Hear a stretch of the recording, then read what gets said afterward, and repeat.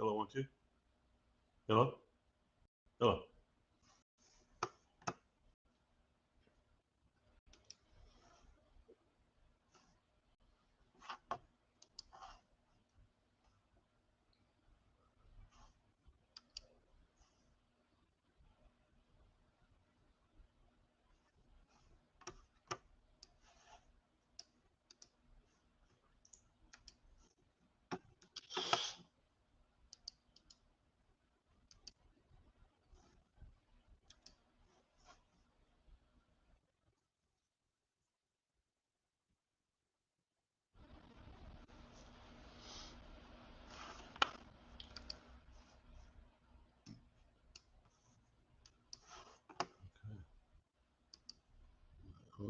What?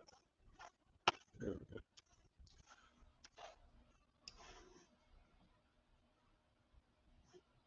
All right, I think we are on tonight, and thank you for being here with us. We are here live tonight to talk to you about whatever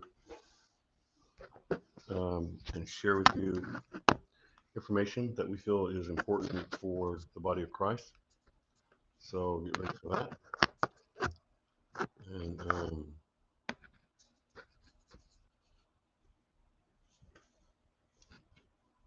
yeah, all right.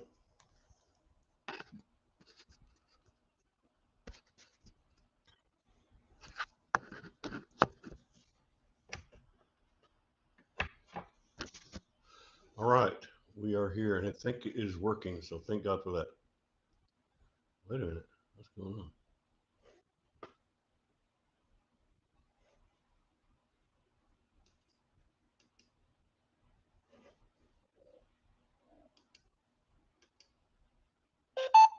This call is being recorded.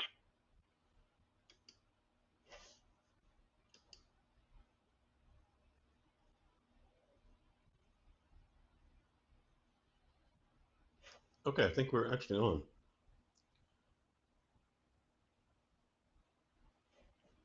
Okay.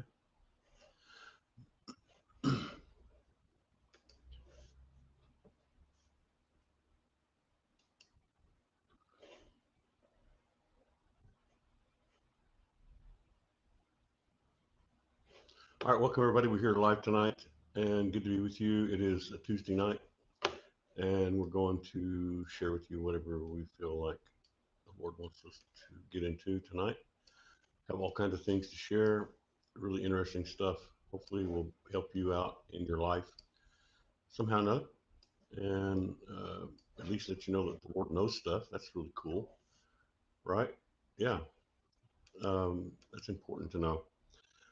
All right, hopefully we are doing good here tonight. And we're on everywhere. I hope we are on everywhere.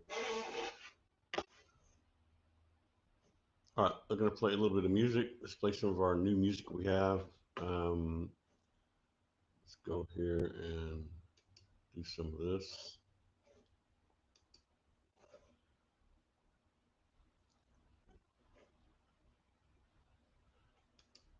All right, this is one of our new songs we have going on, and we got several songs that we are looking at. We got Nicole's new song she has written, and so there you go. All right, let's play a song tonight and kind of get warmed up a little bit tonight. What do you say? For this information. Let's see, what am I doing here? Okay, there we go. All right, give me a second here.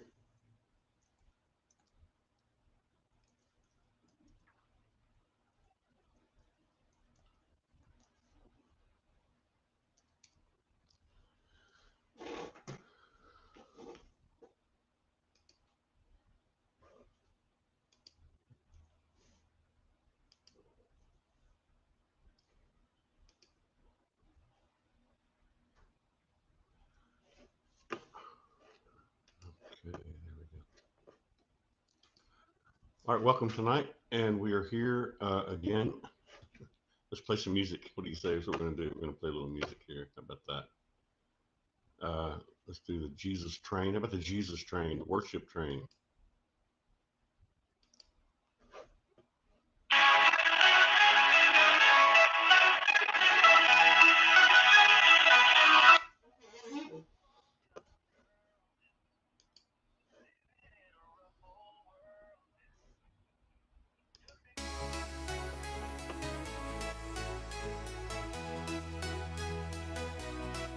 Just a small time girl living in a rough old world. Took the Jesus train in the midnight hour, going anywhere. Just a small time guy, One, two. I don't know where to fly. Got on the Jesus train in my darkest hour. A worshiper in a worship room, looking around at sounds that boomed. People looking up and all around for someone to worship with. On the Jesus train, all aboard the Jesus train. Hearts united in His name, lifting voices, joining hands, rolling through the promised land.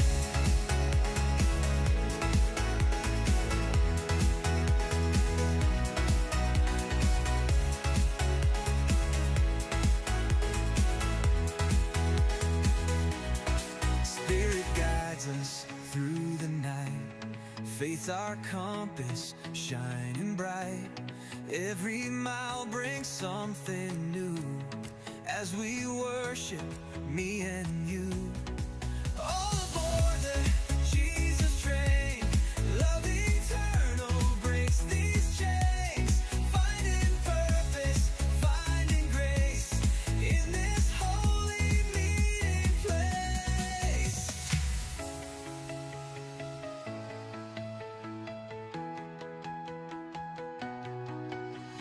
A worshiper in a worship room, looking around at sounds that boomed. People looking up and all around for someone to worship with. On the Jesus train, all aboard the Jesus train. Hearts united in His name, lifting voices, joining hands, rolling through the promised land. All aboard the Jesus train, love eternal breaks these chains. Finding purpose, finding grace in this holy meeting place.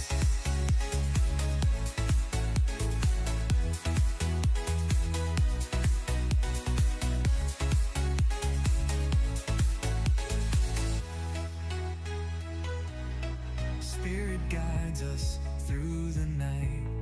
Face our compass, shining bright.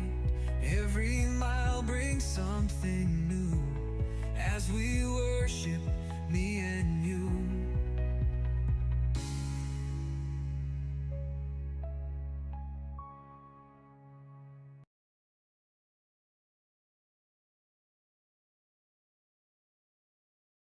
All right, that's our new worship song. One of our new worship songs called the Jesus Train. I think I'm going to leave it the Jesus Train. Kind of really easy. It's kind of it's what it's about is we wrote it because the lyrics that um, I wrote to put in there on that was simply about getting together with people that want to worship God the same kind of way, right? Not everybody worships God the same way. So you want to find people that worship like you worship and, that want to get blessed and want to worship like you worship. That's what that whole song is about. It's called the Jesus Train. The Jesus Train is kind of like finding the place, where you have other people who like to worship like you like to worship, right? It's really just that simple. It's really a simple song. And it's you know the words that we wrote in there, just a small time girl living in a rough old world, took the Jesus train at the midnight hour, going anywhere. In other words, it talks about a girl or whatever, someone looking for anything from God on the Jesus train, right? The worship train. And the second verse is just a small time guy. I don't know where to fly. Got on the Jesus train in my darkest hour. In other words, going through a really hard time, kind of like me, maybe some of you, where you go through a dark, hard time and you got on the Jesus train looking for Jesus, and maybe you found Jesus. Yeah, I think in order to find the train, you have to find Jesus. So when you find the train, it's really amazing. And then the next verse goes, a worshiper in a worship room. And the reason we put that together, a worshiper in a worship room, because when you get together in a worship room or in a sanctuary or wherever your worship room is, right? When you're together with a bunch of people, people are looking around at the sounds that boomed. Talking about the worship music. People looking up to God and all around for someone to worship with on the Jesus train. So this is about getting someone to worship with you on the Jesus train. Could be anybody, just someone who worships like you worship, who likes to worship like you like to worship. And so, yeah, that's part of what it's been. All aboard the Jesus train, Hearts United in His name. Goes on and on about that and getting on the Jesus train. So it's really, it's kind of a simple, kind of a fun song. We just wrote it, got it up yesterday, and so we're trying to let people listen to something that's kind of peppy and easy to listen to and kind of fun. And I ran across I did not even know that there was such a thing as a house music, House music. I didn't know that until Nicole was doing her song. She said, "Can you do that song in house music?" I went, "What is that?" I didn't even. It's probably on my little thing, but I didn't. I've never even heard of it, I don't think. And so I go, "Well, yeah." So I did it. I started doing research on house songs and house music, and there it was. And so we just happened to find the right niche on that and got it together and called that song John's Jesus, because it's talking about the book of Revelation and John's Jesus, the one that John saw. And so until she changes that, I guess it'll be like that. I named it like that because it was kind of a quick thing of got to get it up and got to have a name for it. And you can name it later if you want, whatever you want to do. It's your song. And so it was, and so other people are sending me now lyrics. This is really cool. I want to encourage everybody that when we got one of our PGN friends' song up that they wrote the lyrics to, other people started texting me saying, that made me want to get with it and do something. I'm going like, yeehaw, that's awesome. And so that's kind of what happened. And people are already sending me lyrics, they're sending me scriptures, they're sending me all kinds of things, their favorite scriptures, you name it. And so we're going to, as God gives us the grace, we're gonna work on that. It's gonna be a blast. So let's play Nicole's song, and it's actually called House Music. It's what the style of music that is. I've never even heard of house music. Probably everybody's heard of house music but me. I don't know. But anyway, it's kind of cool. And PGN is kind of on a new path. We're adding to our path. Kind of a train. It has a bunch of different, places for people to be, but it's all one train. And what train are you going to get on? What part of the train are you going to get on? And I'm going to play the train song one more time, and then I want to play for everyone the song that our PGN friend wrote that has encouraged other people to get in there and start writing and start sending me stuff. So we're going to do that. All right, here's the Jesus train one more time, and let's play this. Going on here.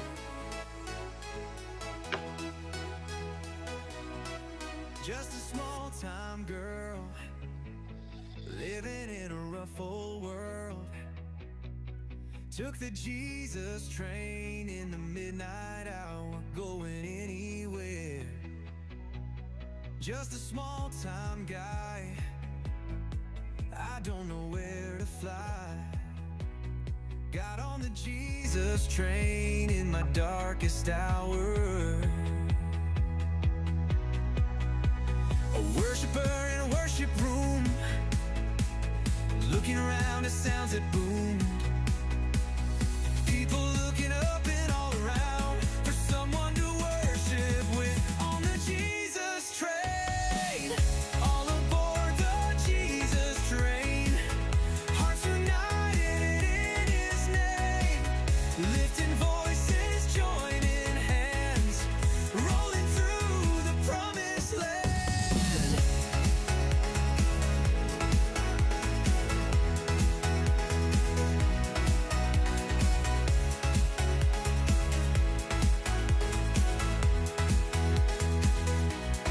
Spirit guides us through the night.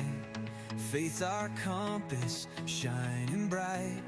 Every mile brings something new as we worship, me and you. All aboard the Jesus train. Love eternal breaks these chains. Finding purpose, finding grace in this holy meeting place.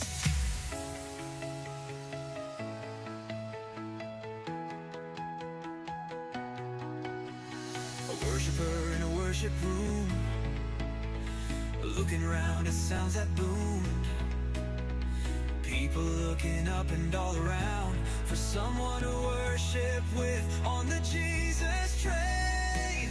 All aboard the Jesus train. Hearts united in His name. Lifting voices, joining hands. Rolling through the promised land. All aboard the Jesus train. Love eternal breaks these chains. Finding purpose, finding grace in this holy meeting place.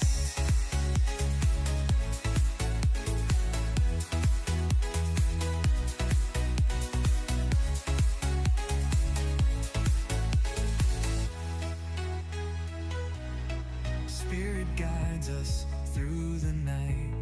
Face our compass, shining bright. Every mile brings something new as we worship, me and you.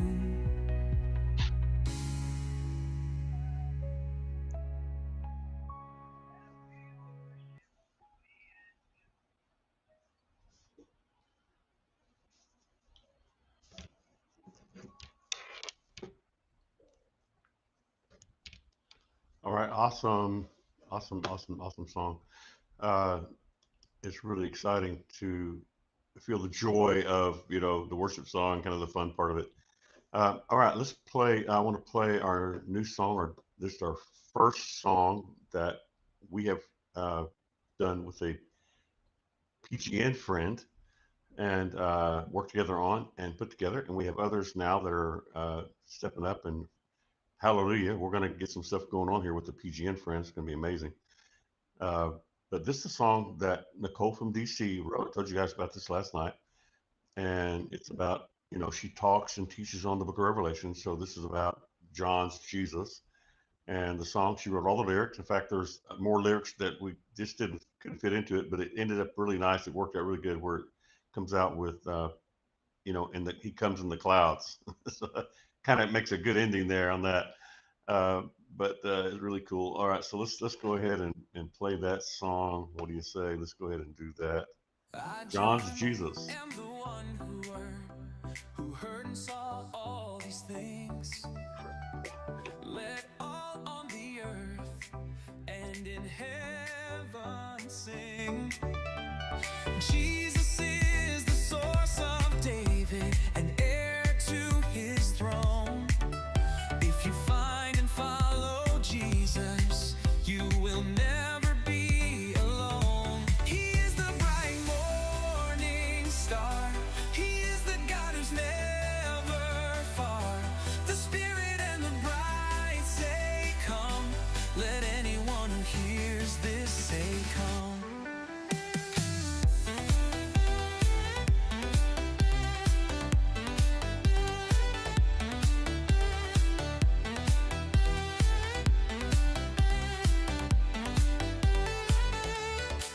Let anyone who is thirsty come, because the word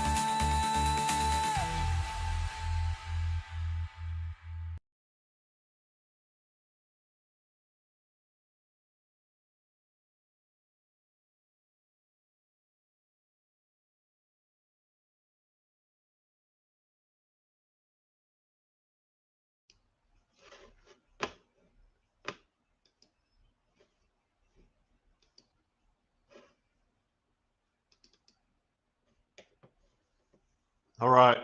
Awesome. That was awesome. I got to confess to y'all, I danced to that one for about a good hour, I think. It's so peppy. It's really awesome. So, from a PGN friend, y'all. Yeah, really awesome. Really, really awesome. Okay.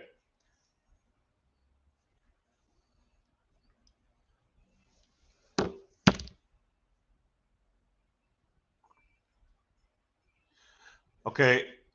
Let's play that one again. I want y'all to hear this. It's really cool.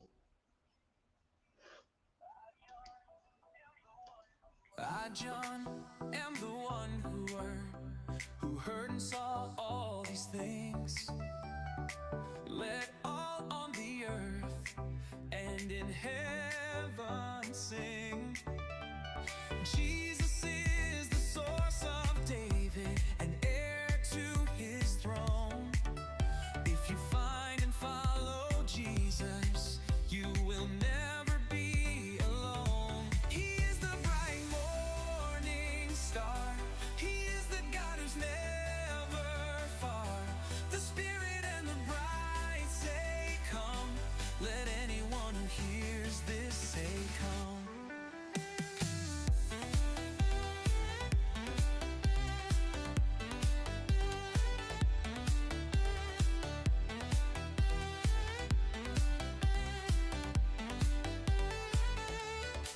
Let anyone who is thirsty come, because the work of the cross is done. Drink freely from the water of life. The way and truth is Jesus Christ. He sent an angel to present this revelation to his servant John. The day of truth is about to dawn. The angels in a group of seven. He comes with the clouds of heaven.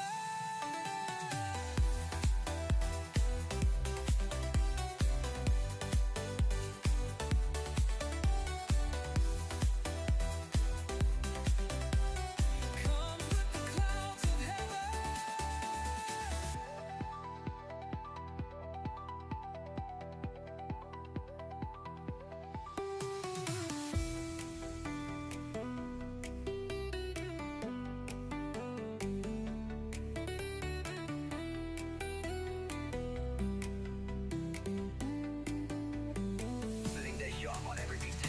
This revelation to his servant John. The day of truth is about to dawn. The angels in a group of seven. He comes with the clouds of heaven.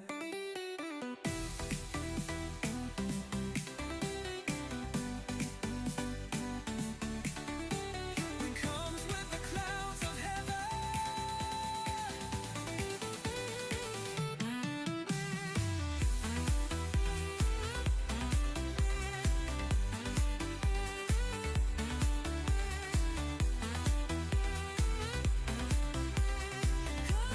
Clouds of heaven.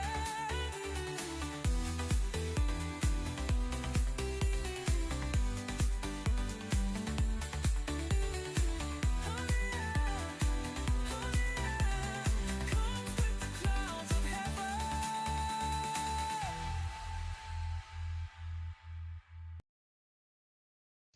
All right. Got it. All right. I have a new song tonight, too. A couple of new songs tonight. I want to get you guys to listen to before the night's out. I'll see how we do that and when we do it. But it's called He Paid by DNA. He paid by DNA. He paid. Jesus paid by DNA. It's a new song we have, and I'm going to share it with you tonight. I think I know what version I like, but I like to ask y'all's opinion because you guys have a really good taste in music. So, yeah, so I have a brand new one tonight. Just got it up today, and it's called He Paid by DNA. In other words, his paid by his blood. And in case you're a new listener and you don't know what we're talking about, he paid by his blood. He shed his blood. right? So I'm going to play that song here in just a little bit and see what you guys think about it and give me your opinion about which one you think you like the most. I got it uploaded on the video and restream and on Turbo so you can hear it if you'd like. All right, so let's share a little bit tonight about kind of what's happening. I want to share some teaching tonight a little bit if I can. And so let's do that and get into that a little bit here and see what's happening with all of it. Um, okay. All right. All right. One of the things I want to share with you guys is something new I got today. Also, thank you, Jesus, for this understanding about the Benjaminite thing, the wolf thing. We have a new song called "The Wolf." We're not going to, I may play it later, but I want to kind of share this with you guys. If you think it's kind of a new understanding, I knew what Benjamin meant, and we've talked about this before, but I have some brand new information on it concerning PGN and kind of what we're doing here at PGN. It shocked me when I saw it just a couple hours ago actually. And so it's about Benjamin. Benjamin was, if you don't know who Benjamin was, we had Joseph, who was the favored son, who uh, saved his family and did all that for his family, forgave them, and became a real blessing to them. And so Benjamin was the younger brother who he had never seen. Well, not never seen. He had seen in many, many years since he was about 17 years old or so. He when he got thrown out of the country, basically by his brothers and sold out.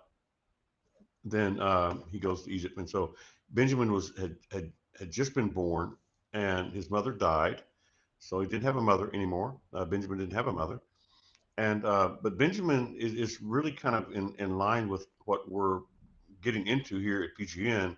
Part of the purpose that we have, and part of the thing that we have, we're called to do, and that is to. I'm going to share that with you what that means. Really, some of the coolest information that I've had in a while concerning this kind of thing. It's just a little bit surprising tonight when I saw this today actually. So if you can bear with me, I will try to get that to you here in just a little bit. Um, it's all about the wolf and see Benjamin was the 12th son. There were 11. Remember the 11 stars, and then Joseph made 12 sons. Well, the 11 stars were the sons of Jacob, and Jacob had a younger son through the same mother as you know Joseph was born of, and they were the same from the same mother and the same father, of course. Jacob and her and their mother had Joseph and Benjamin, and of course Joseph was the favorite, and then Benjamin was uh, from the one that he loved. Right? I guess you can love a woman in different ways. You can love a man in different ways, right? But when you have your favorite woman, thank God in America we can only have one, or supposed to. But anyway, so that's kind of a change. Since we're going to talk about that some night, by the way, we're going to talk about that sometime. It's kind of an interesting subject, in my opinion, how all that works. But the Benjaminite has to do with when you see the name of it, and Benjamin got this name because his father named him this. Jacob, when Jacob prophesied over him when he was dying in Egypt, he uh, he said that Benjamin, who was his other favorite son, the son that he had left from Joseph because they said Joseph had been killed, and so now Joseph was now he was alive, but before that they thought he was dead. So Benjamin was really a very loved child. In fact, they said that if Benjamin doesn't return back, because uh, Joseph said, "Bring your brother," and we can't bring our brother because if our brother leaves his father after his other brother died, you know, then he will die. And so it was just really that intimate, that close. And Benjamin was the last son, the 12th of the 12 tribes, right? So really interesting how this works. And so we look at Paul the Apostle, we look forward into the future, how Paul the Apostle was a Benjaminite. in my personal opinion, representing the end, the 12 tribes, you know, and when the 12 tribes were brought forth, the 12 tribes, that was it.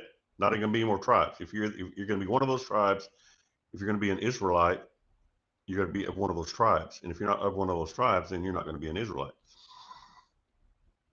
Right. So that's kind of what's going on with that. So Benjamin was the last child. He was the child, the youngest one of all the 12 of the patriarchs, uh, Jacob, the patriarch, the 12 tribes of Israel, as we hear about. And you see in the Bible, when you hear see the imagery of the woman, she has the 12 stars, which Benjamin is the last star.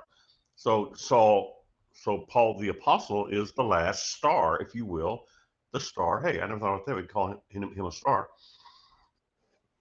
He was the star of the show at the end. He was the one who said, if anybody preaches any other gospel than what I'm preaching, let him be accursed, right? And so that really was kind of shocking, I think, because you see, Paul the apostle was a Benjaminite, and Benjaminites were wolves. Now, Paul used to be a bad wolf. He used to be not a bad wolf. He used to be a wolf on the wrong side of the picture. He was killing Christians, right? And then Jesus said, "Why do you persecute me?" And he raised him up and he said, "You know, I'm gonna use you. You're gonna suffer much, but I'm going to use you powerfully." And so he did, because Paul the apostle became the one who really got so much revelation about the church and everything about the end times. Of course, we know John the Revelator got end time messages too, many of them, of course, in a whole different level. But Benjamin, or Paul the apostle, was, he says of himself that he is of the tribe of Benjamin. So we know that's a fact for sure. So how is he a wolf? He's a wolf because, number one, he was killing Christians because he was so ravenous in his, ferocious in his protecting the law of God. He was actually protecting God, he thought, right? So hang on a second here.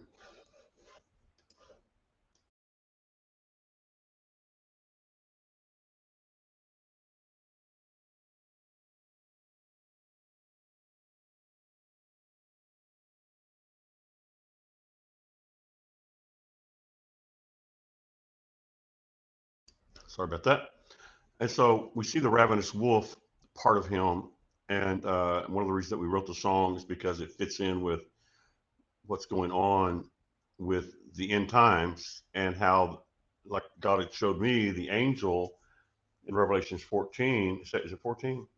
About the angel of the gospel of going to preach the gospel. Um, and and that, of course, has to do with, it might have been one of Paul's friends. I mean, who knows? I'm going to look that up here real quick.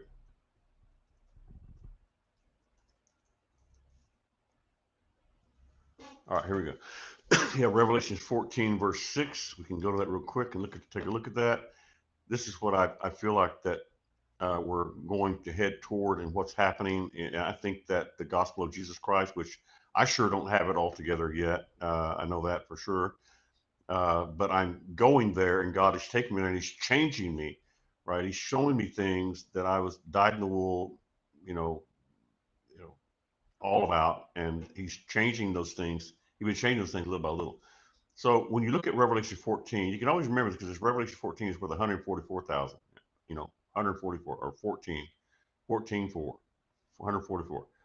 So you can remember that with that kind of way. I try to remember it.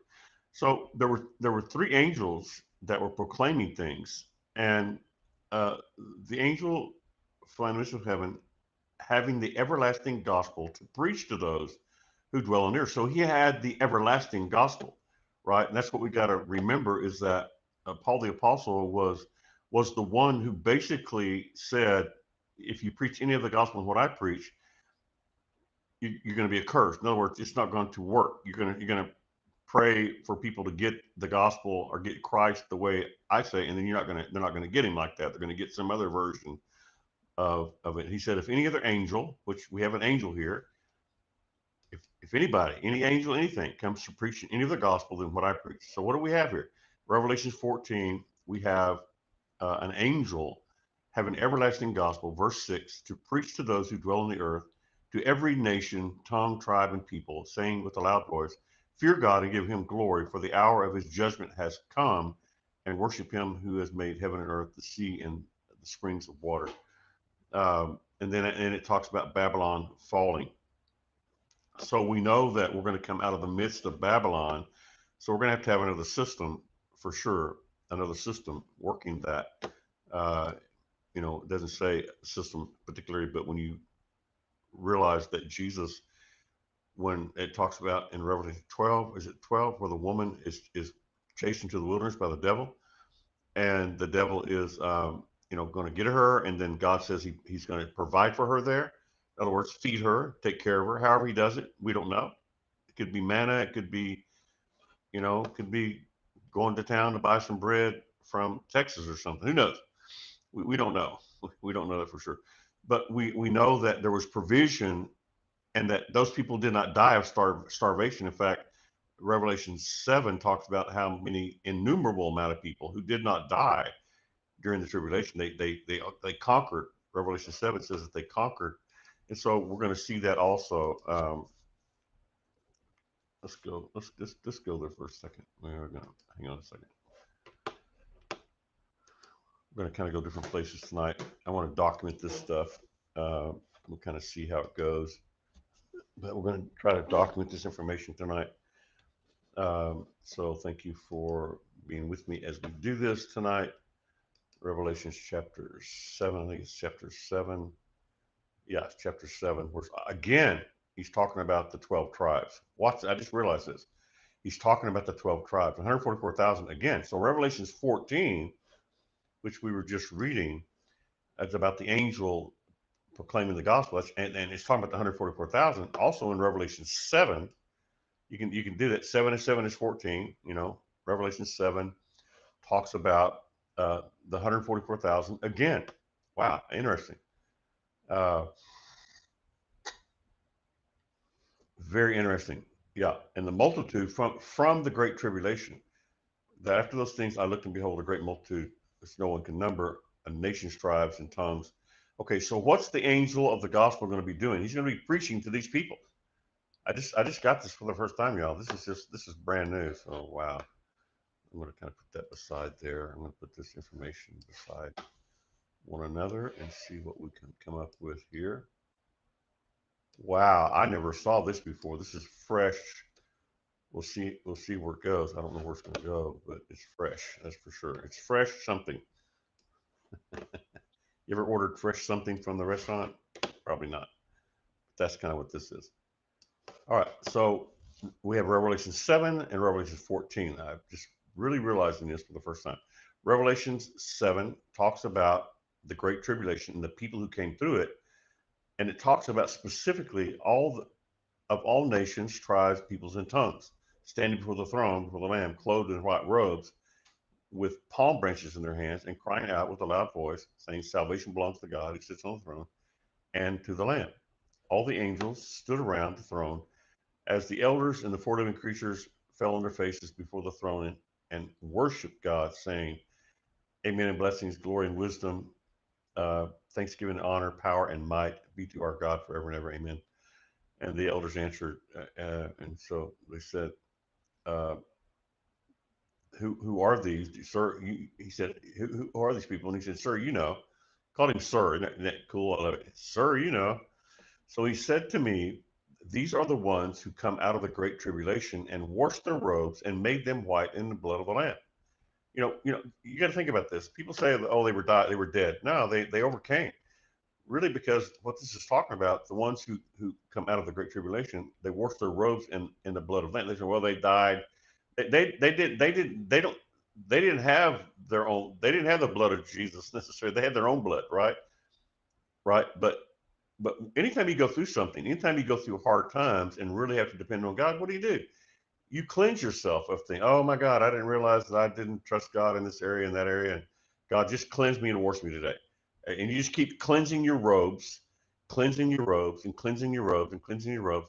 Every time you go through a really hard time, you realize how short you came of obeying everything God wanted you to. And that's part of the growth process, right? So what do? You wash your robes, you get forgiveness, you say, "God, forgive me. I'm going to do better next time." And so they washed their robes and made them white in the blood of the Lamb.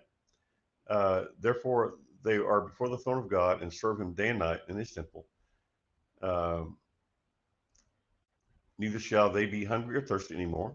The sun shall not strike them, nor heat, for the Lamb is in the midst of them, and the throne, and the shepherd will lead them to the living fountains of waters, and he will wipe every tear from their eyes.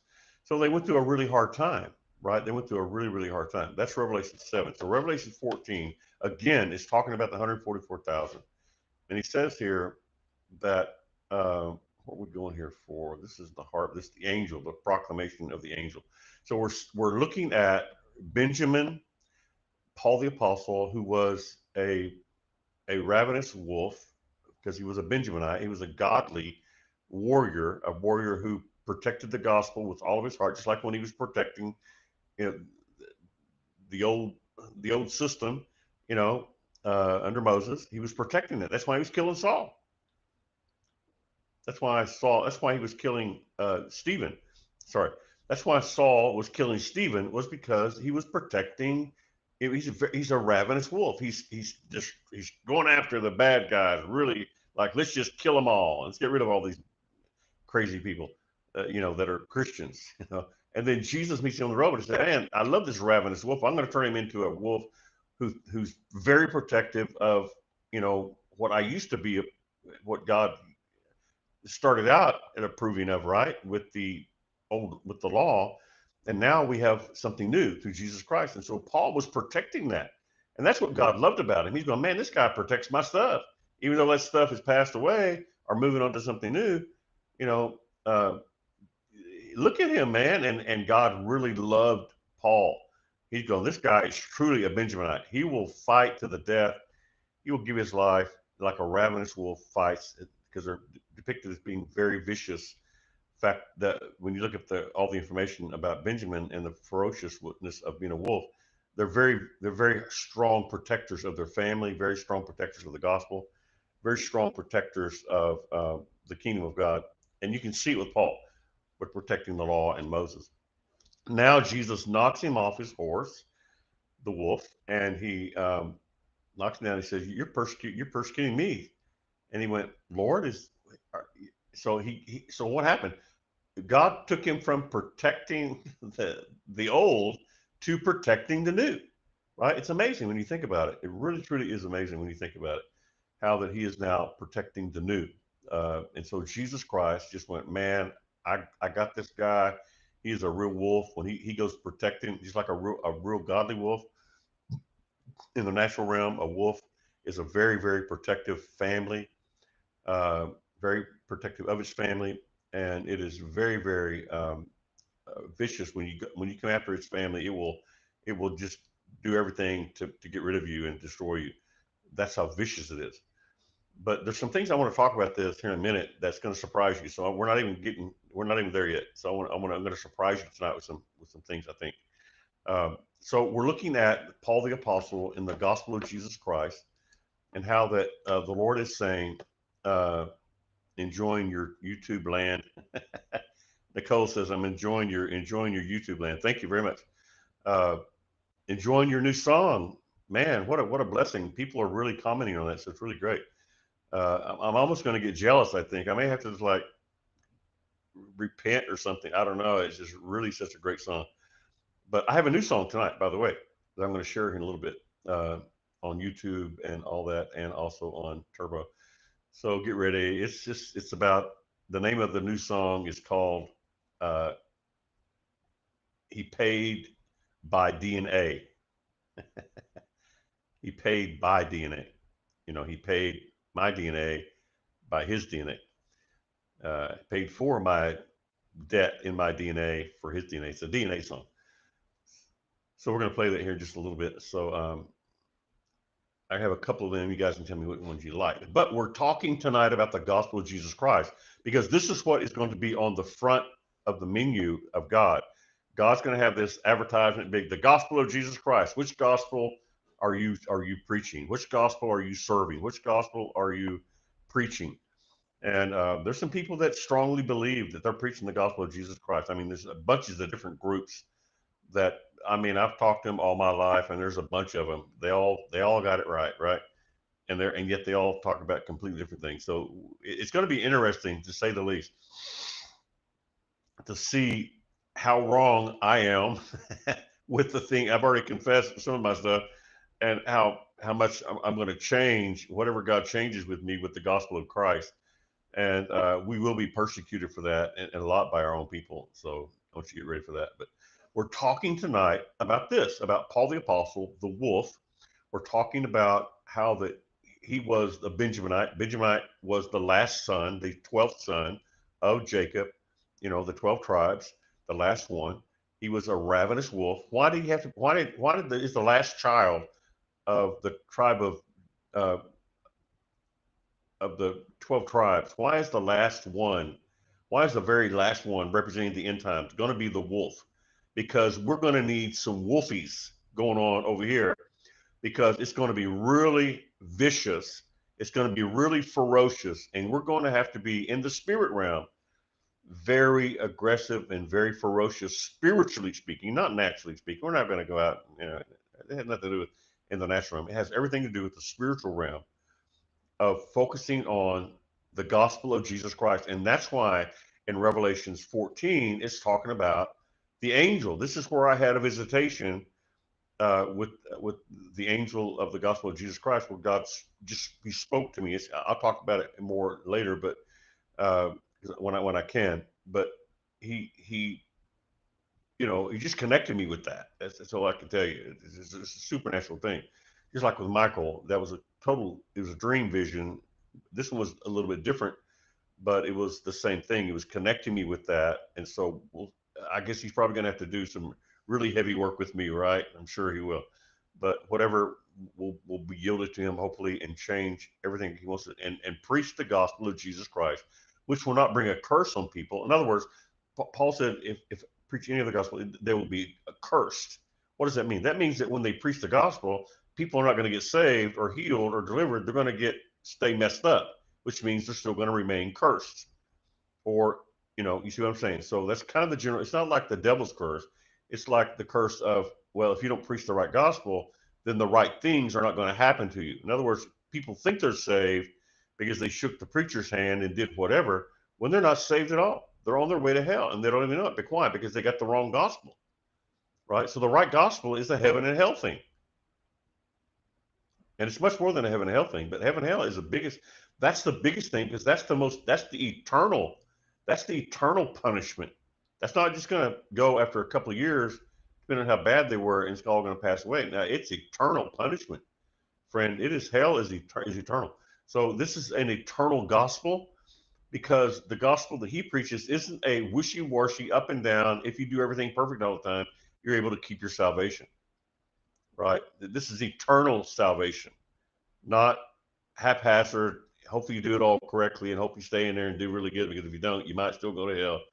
That kind of thing is just really backwards and actually evil in the sense that it's going to curse people, because they're going to live under fear and domination of fear because of that, instead of living in grace, and knowing that grace is not about do whatever you want. Grace is simply one thing, and that is that when you get ready to mess up, God's there. The grace that came with David after David messed up was that God gave him courage to admit he had done it. That took a lot of courage when you think about it. It took a lot of courage for David to admit, as the king who could have gotten rid of the prophet and kept this thing buried, and buried it for all the good reasons that he could have come up with. Right. So what he does is that anyway, so he deals with that. So let's move on to this thing. All right. So we're dealing with the gospel of Jesus Christ. You're either preaching the gospel of Christ or you're not. So I think what God is saying here with Revelations 14 and the angel, where he's now connecting me to that, to straighten me out, whatever I need straightening out left. My foundation is great. But uh, anyway, so whatever he wants to do, I don't know. We'll see. But we know that one thing, this is happening, and God is saying this for the reason that we're looking at the Babylon being fallen, verse 8. And the next angel followed, said, and so the angel that came off after the angel of the gospel was the angel that said, Babylon, Babylon is fallen, that great city, because she has made all nations to drink of the wine of the wrath of her fornication. And uh, yeah, so let's see, is that right? Am I doing that correct? I think I'm doing that correct.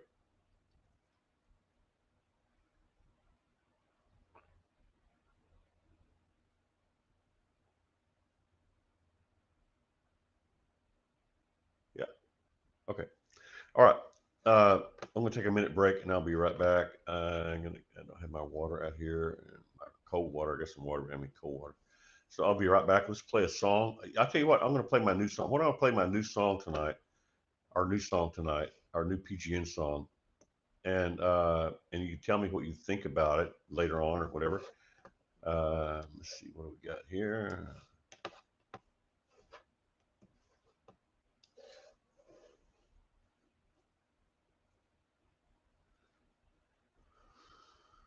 Here we go. All right. Got right here. All right, so we're going to play my new song tonight. Thank you for being with us tonight. We are seeing everything going on here. All right, so I'm going to play one of our new songs tonight. We have a new song called "He Paid by DNA." In other words, He paid for everything for us. The thing that we're born with, and the genetic things that we have in our lives because of our fathers. Like when you go to the doctor, the doctors understand this really well, right? What's the first thing they ask you? You know, what'd your mother and father have? Right? They ask you, write down and fill out this information. What'd your mother? Because they know this. They've seen this stuff for a long time, and they know that things get passed down through our DNA. So this song is about what's passed down through our DNA, being a victim of our own DNA, which we are a victim of that. And so I want to play that as I take a little break here. I'll be right back. And we're going to play this song, brand new song tonight. Thank you for being here with us tonight. Here we go.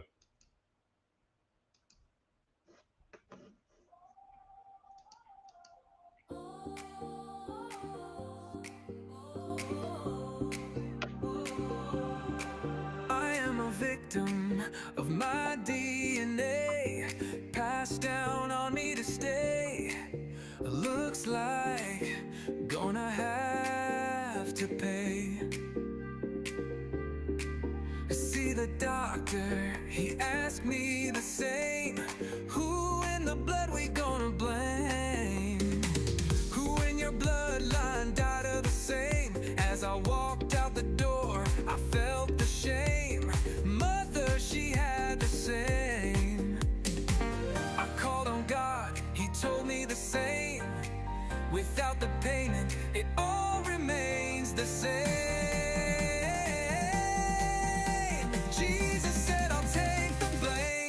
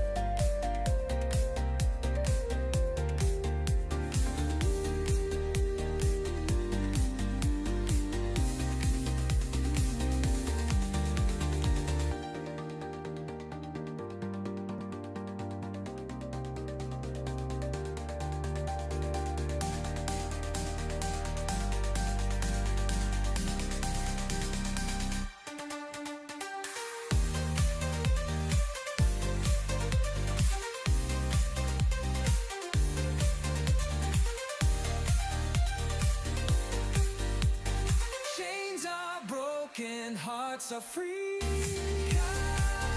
Ka-ching, ka-ching, ka-ching. New life begins. Paid in full for you and me.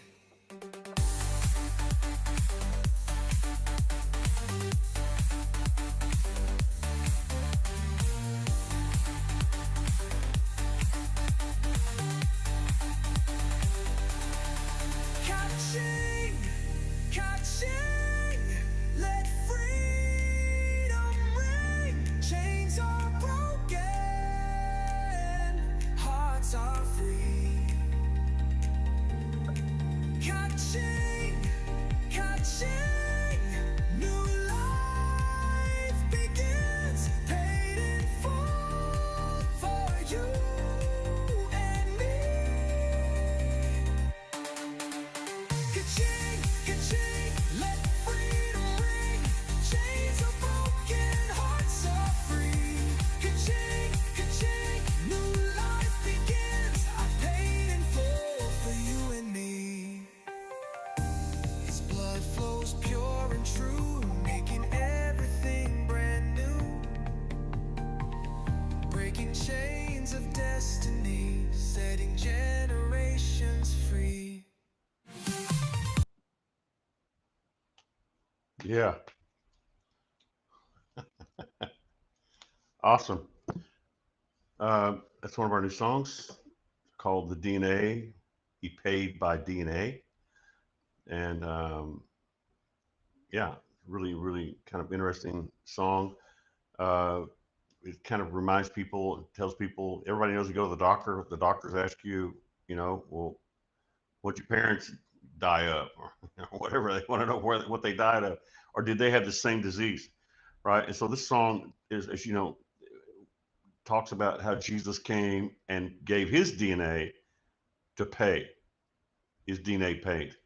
And so there you go. And let's play it again one more time. I had to miss part of it because it was gone for a second there. But I would like to hear it myself again, as I just got it in tonight late, so I haven't really got to hear it either. So you have to bear with that with me tonight as I listen to it again. So thank you. All right, listen to it again.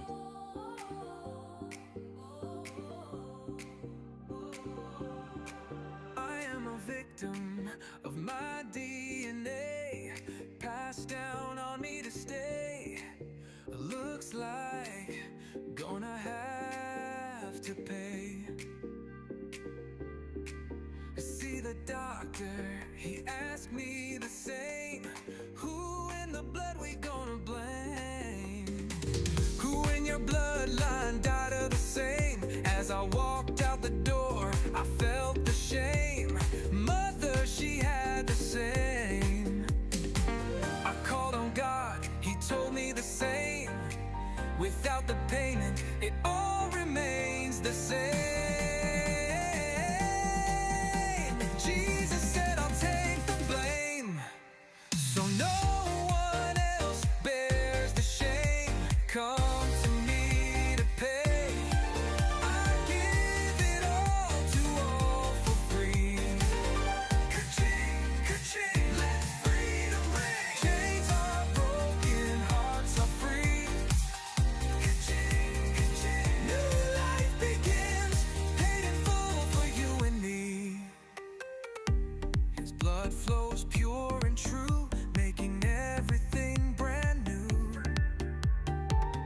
Breaking chains of destiny, setting generations free.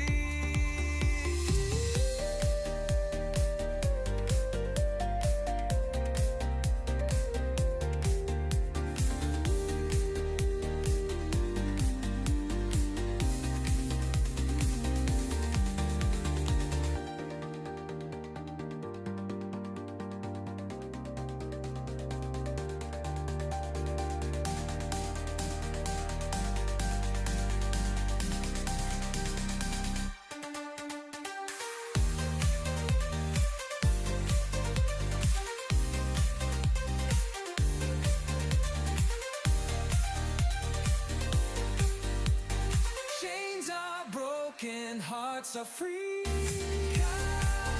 Ka-ching, ka-ching, ka-ching.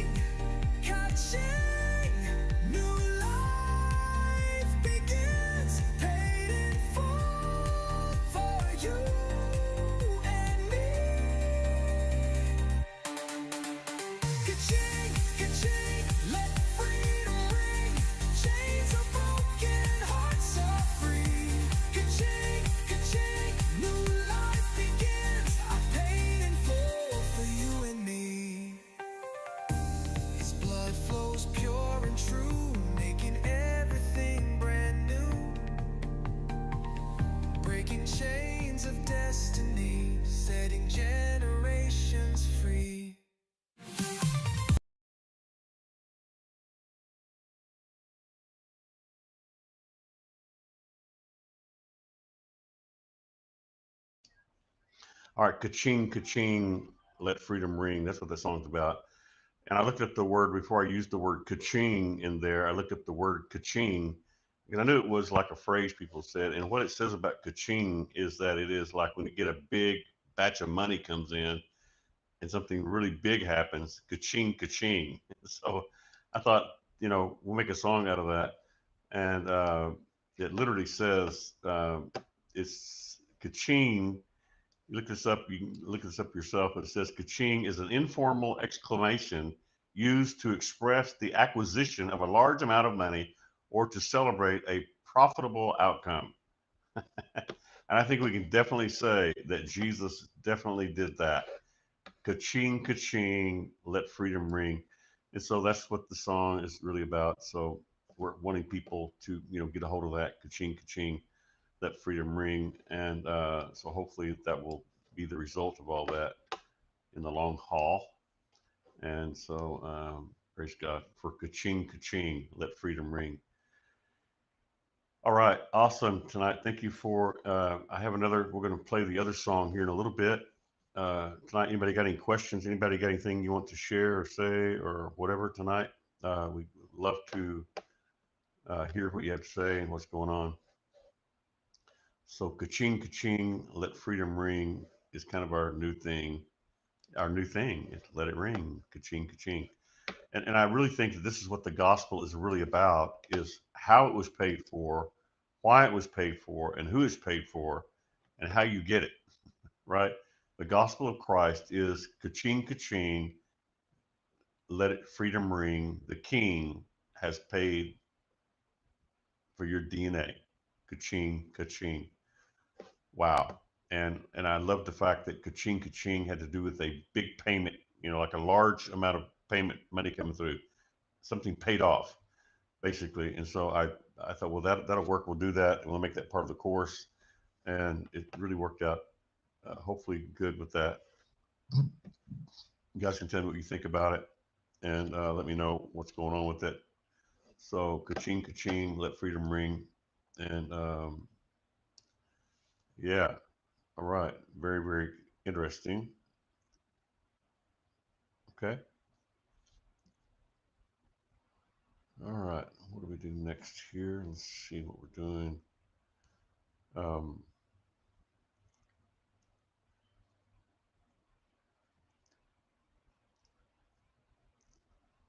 all right. Wow. Okay. If anybody has any prayer requests or anything you want to chat and let me know anything on your chat. I'm getting text. I'm enjoying the new DNA. Okay. Thank you. That's one of the versions. I'm going to play the other version here in just a little bit. Nicole says, enjoying the new DNA song. Thank you for that. And we will be playing the other one here in a little bit. That's the one I like the most. The one I played first is the one I like the most, but the other one's really good too. So, as you guys will find out, it's hard. We always get two of them, right? Because that's just the way it works. This is what we do. We get two.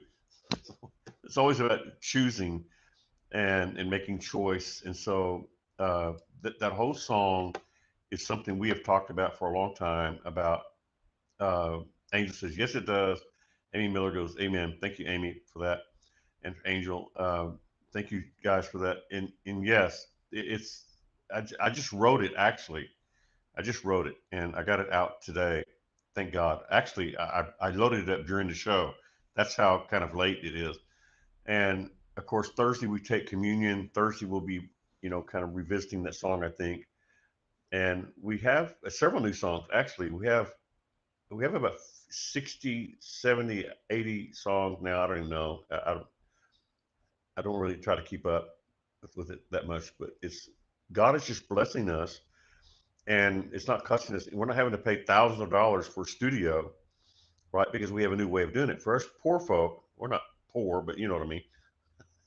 For us who don't have a thousand dollars to spend on producing a an album or a song, we have new ways of doing it. It's really amazing, and I'm trying to pass this on to people so they can be a part of it at PGN. We're telling people at PGN, our friends, that me, if you want to get a song, if you have some lyrics of a song you've never had never got out and maybe you like to write a little bit, you don't have to have the thing completed. If you have a general overall view of lyrics that you'd like to have a song to, we will, we want to help people's creativity. That's what that's the purpose of this, is to help people with their creativity, to get their creativity moving, get the creativity flowing so that they can, you know, if they don't write songs or do things or invent things or whatever you do, or getting revelation from Jesus is really the creative thing, because his word is creative, right? When he speaks to us, it's creative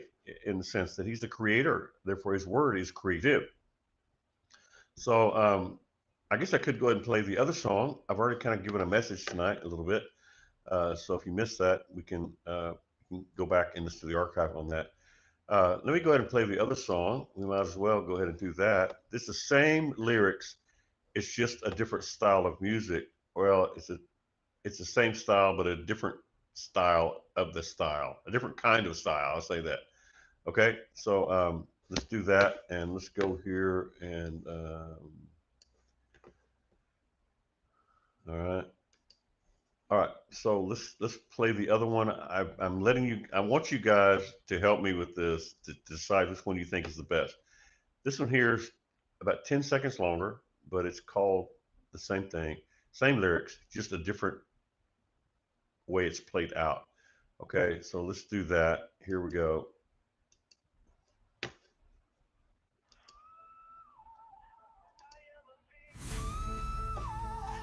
I am a victim of my DNA, passed down on me to stay. Looks like gonna have to pay.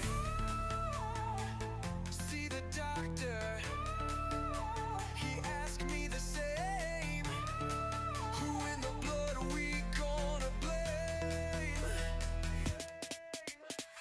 Who in your bloodline died of the same? As I walked out the door, I felt the shame. Mother, she had the same. I called on God, he told me the same. Without the payment, it all remains the same. Jesus said, I'll take the blame, so no one else bears the shame. Come to me to pay, I give it all to all for free. Ka-ching, ka-ching, let freedom ring. Chains are broken, hearts are free. Ka-ching, new life begins, paid in full for you and me. Ka-ching, ka-ching, let freedom ring. Chains are broken, hearts are free. Ka-ching, ka-ching, new life begins, paid in full for you and me. His blood flows pure and true, making everything brand new, breaking chains of destiny, setting generations free.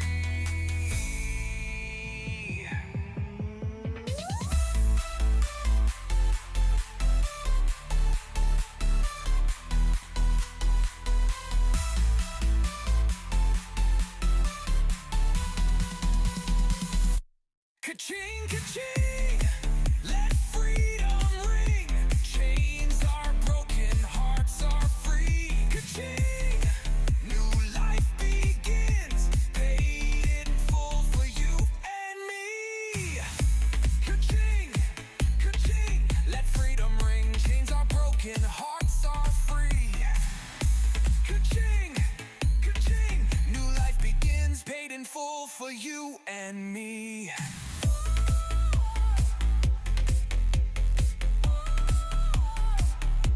Ka-ching, ka-ching, let freedom ring. Chains are broken, hearts are free. Ka-ching, ka-ching, new life begins, paid in full for you and me. His blood flows pure and true, making everything brand new, breaking chains of destiny, setting generations free. Ka-ching, ka-ching, let freedom Chains are broken, hearts are free. Ka-ching, ka-ching. New life begins, paid in full for you and me.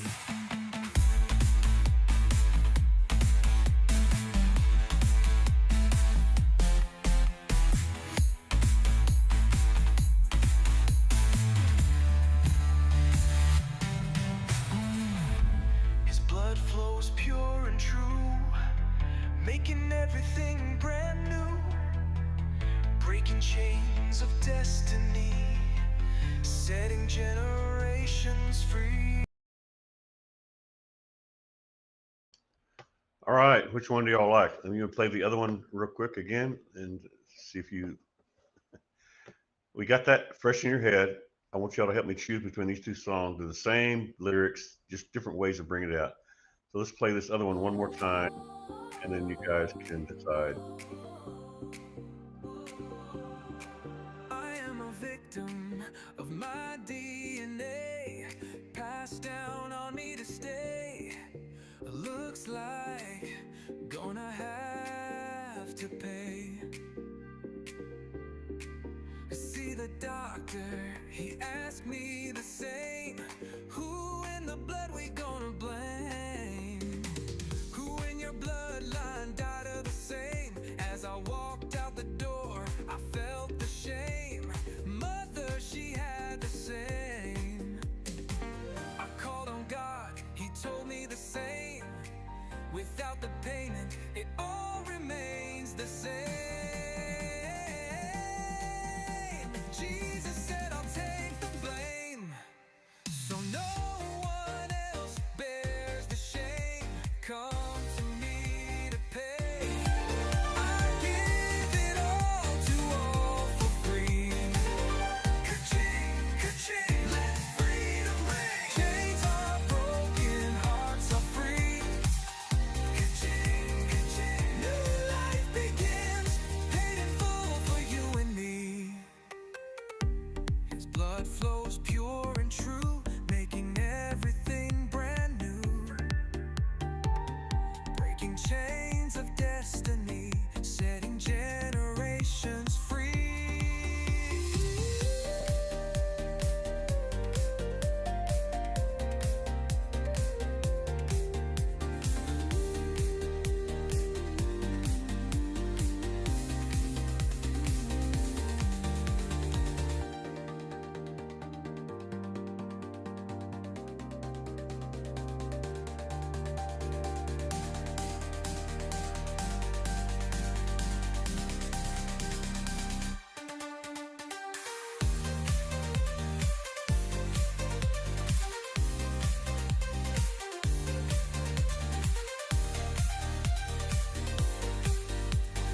Chains are broken, hearts are free. Ka-ching, ka-ching, ka-ching, new life begins, paid in full for you and me.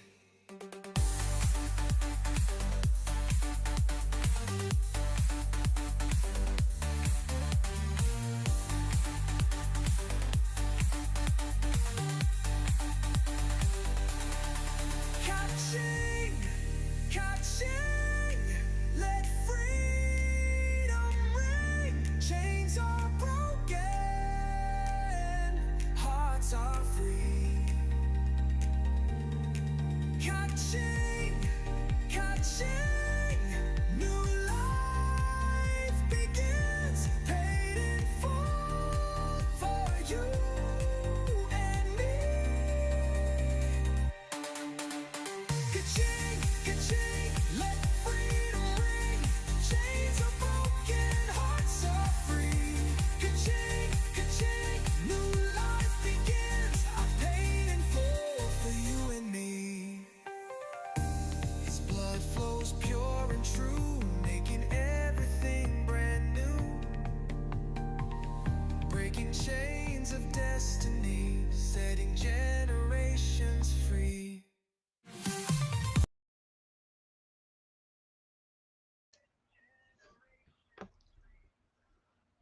All right. I don't know if y'all can choose which one you like or not. Kind of hard, isn't it? The one thing that I like about the other song, the other version, is that it is talking about, it makes that crying sound like, ah, that crying sound, kind of like, oh no, like the panic, and then the panicker finds out that Jesus paid the way, so it's ka-ching, ka-ching means it's paid for, baby, it's paid for. Jesus paid for it. And so let me know which one you guys like. You don't have to choose right now, but we'll probably play it more. DNA, I like. Okay. Angela says the DNA, I like. Yeah. Uh, I have two versions of that. So anyway, it's no hurry. I like both of them. One of them expresses the freaking out part. Ah, that part of it. Because when you watch what that this part does when they start screaming out, like when you watch this. Look at this. Watch this thing go.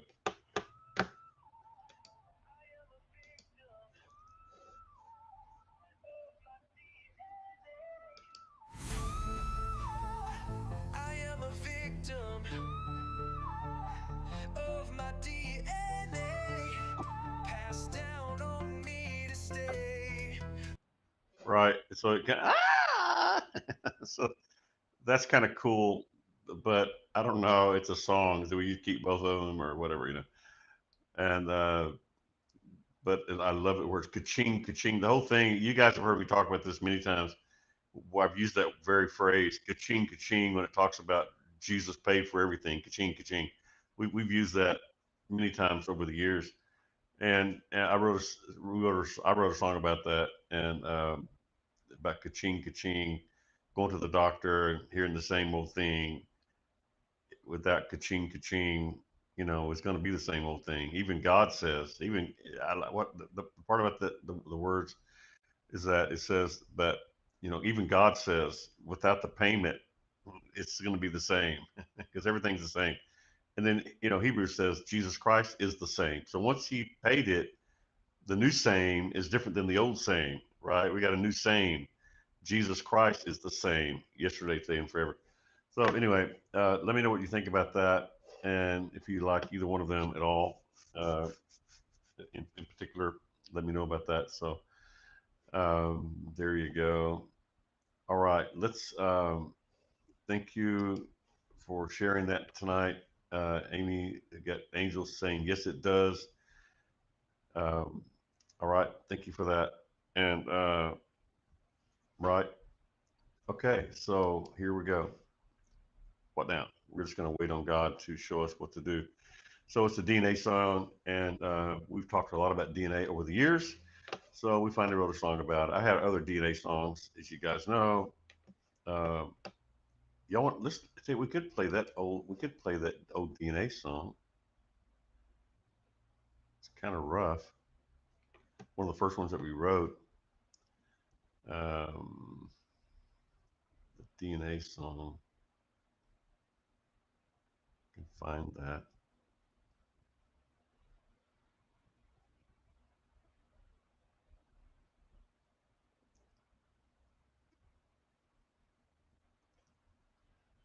Okay. I don't know where it's at. All right. Anybody got anything? Any prayer requests that you'd like to pray about tonight? We would love to do that. And I'm trying to find that one song, that DNA song. I don't know if I have it on here anymore. I've gotten rid of it. Is it here? Let's see here. Sometimes with a flight bring for you haven't taken notes. Sometimes with a flight bring for you haven't. Um,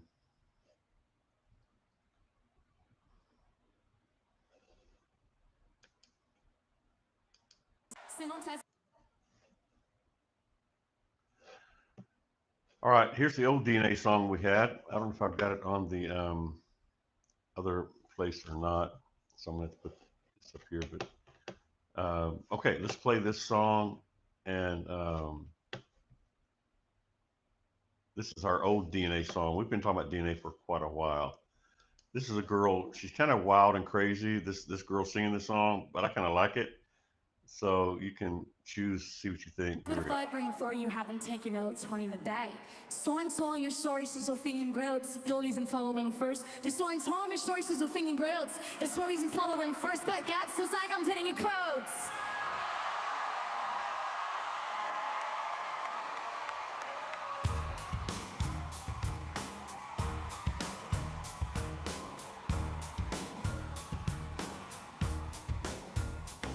I've been rebooted, upgraded, feel like I'm a king. Every step I take is like I got a brand new swing. Genetic codes unravel, they rewriting my soul. With a blueprint to success, yeah, I'm taking control. Life's a canvas, and I'm the one painting it bright. Each corner brushstroke illuminating my plight.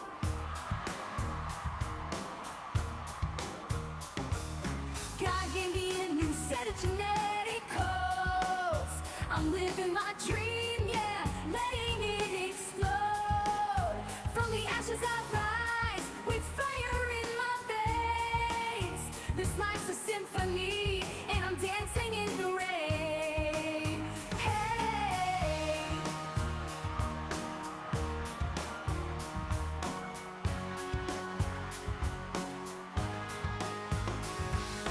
Every challenge comes, but now I'm made of steel. Got that inner light shining, no pain that I can't feel. Dancing through the struggle, I'm flowing with ease. God gave me the power, now I'm catching that breeze. Transformation complete, I'm ready to soar. With these new genetics, can't hold me back anymore. God gave me a new set of genetic codes. I'm living my dream, yeah, letting it explode. From the ashes I rise, with fire in my veins. This life's a symphony, and I'm dancing in the rain. Hey, shining bright, like stars in the night. With my new genetic codes, I'm ready to take flight. God gave me a new set of genetic codes. I'm living my dream, yeah, letting it explode. From the ashes I rise, with fire in. All right. That was our first DNA song that we did, and I don't know if you could hear that or not, but anyway, she's talking about I'm in control. Doesn't mean that she's controlling it, but when you are in bondage to Satan, Satan controls your life, basically. I mean, he controls you, and different levels of control. But so when Jesus sets you free, you have control again to choose him every day. In other words, you don't have control. You're not going to, you have control to run your own life if you want to. Once Jesus sets you free, he doesn't make you serve him, but you're set free to choose your own path, and you can now choose Jesus because you want to, not because you have to, right? And that's what's so beautiful about it is when he sets our will free, then we are able to, choose him because we want to choose him, and we're serving him because we want to serve him, not because we have to, right? So it's really a whole different set of circumstances that goes on, all right? And so that's kind of what that song's about. It's about I got a new set of genetic code because I got born again, got Jesus' blood that washed away my sins, and yeah, so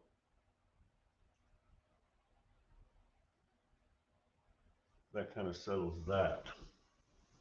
Yeah, so that kind of settles that and lets you know that Jesus sets you free so you can choose him, not so you can be in bondage to him, but so you can choose him.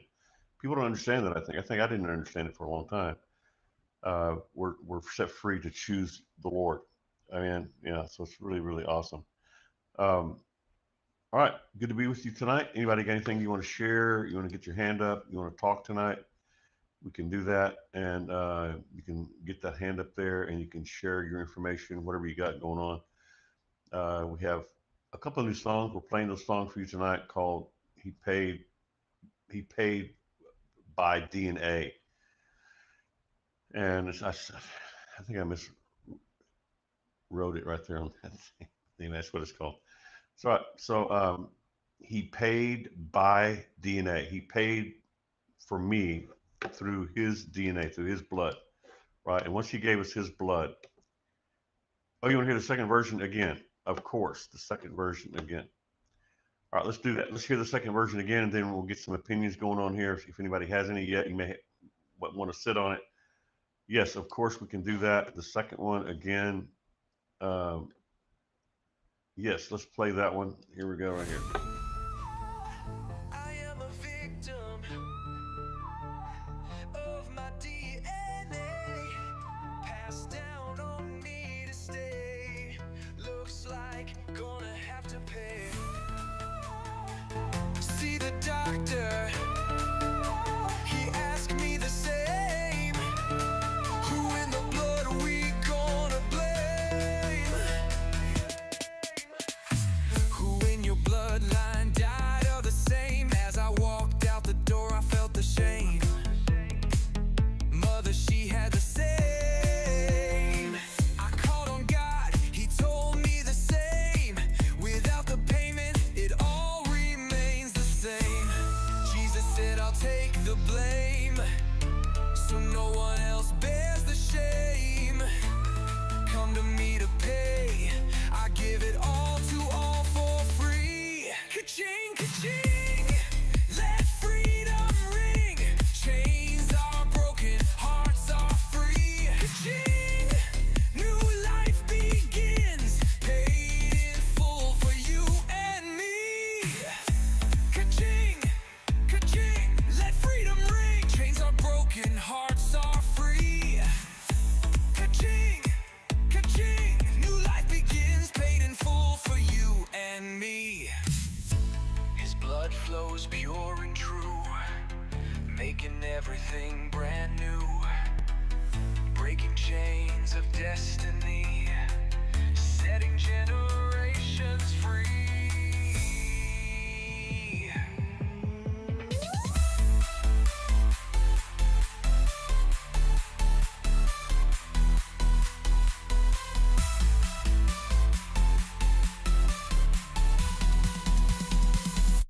Ka-ching, ka-ching, let freedom ring. Chains are broken, hearts are free. Ka-ching, new life begins, paid in full for you and me. Ka-ching, ka-ching, let freedom ring. Chains are broken, hearts are free. Ka-ching, ka-ching, new life begins, paid in full for you and me.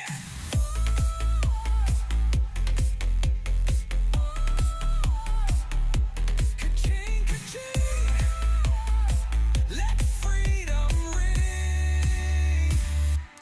Chains are broken, hearts are free. Ka-ching, ka-ching, new life begins, paid in full for you and me. His blood flows pure and true, making everything brand new, breaking chains of destiny, setting generations free. Ka-ching, ka-ching, let freedom ring. Chains are broken, hearts are free.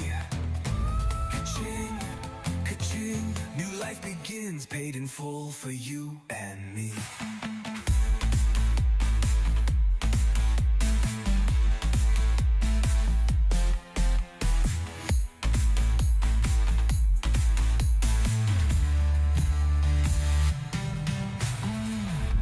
His blood flows pure and true, making everything brand new, breaking chains of destiny, setting generations free. I am a victim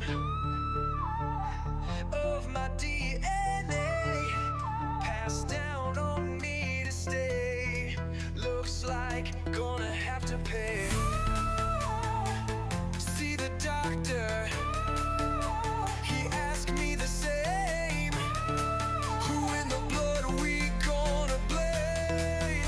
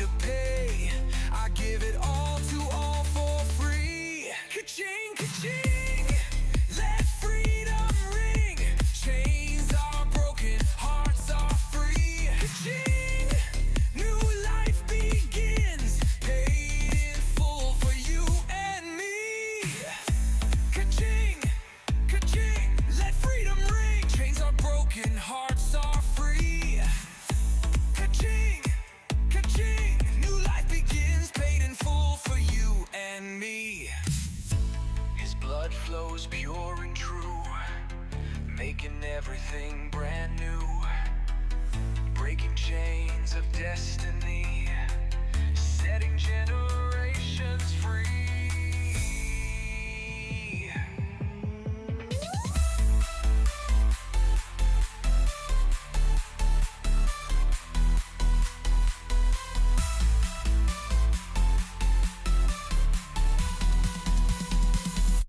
Ka-ching, ka-ching, let freedom ring. Chains are broken, hearts are free. Ka-ching, new life begins, paid in full for you and me. Ka-ching, ka-ching, let freedom ring. Chains are broken, hearts are free. Ka-ching, ka-ching, new life begins, paid in full for you and me.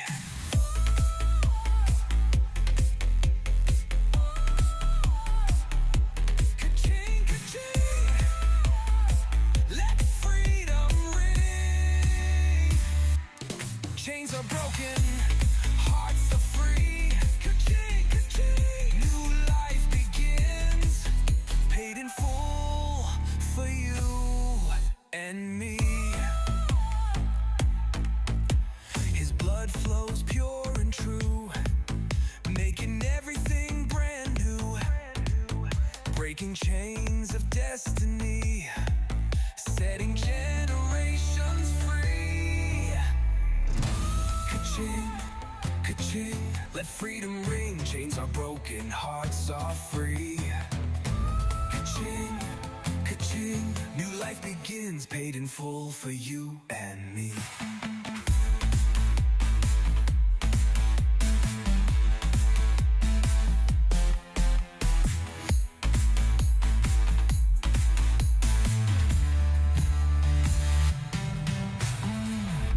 His blood flows pure and true, making everything brand new, breaking chains of destiny, setting generations free.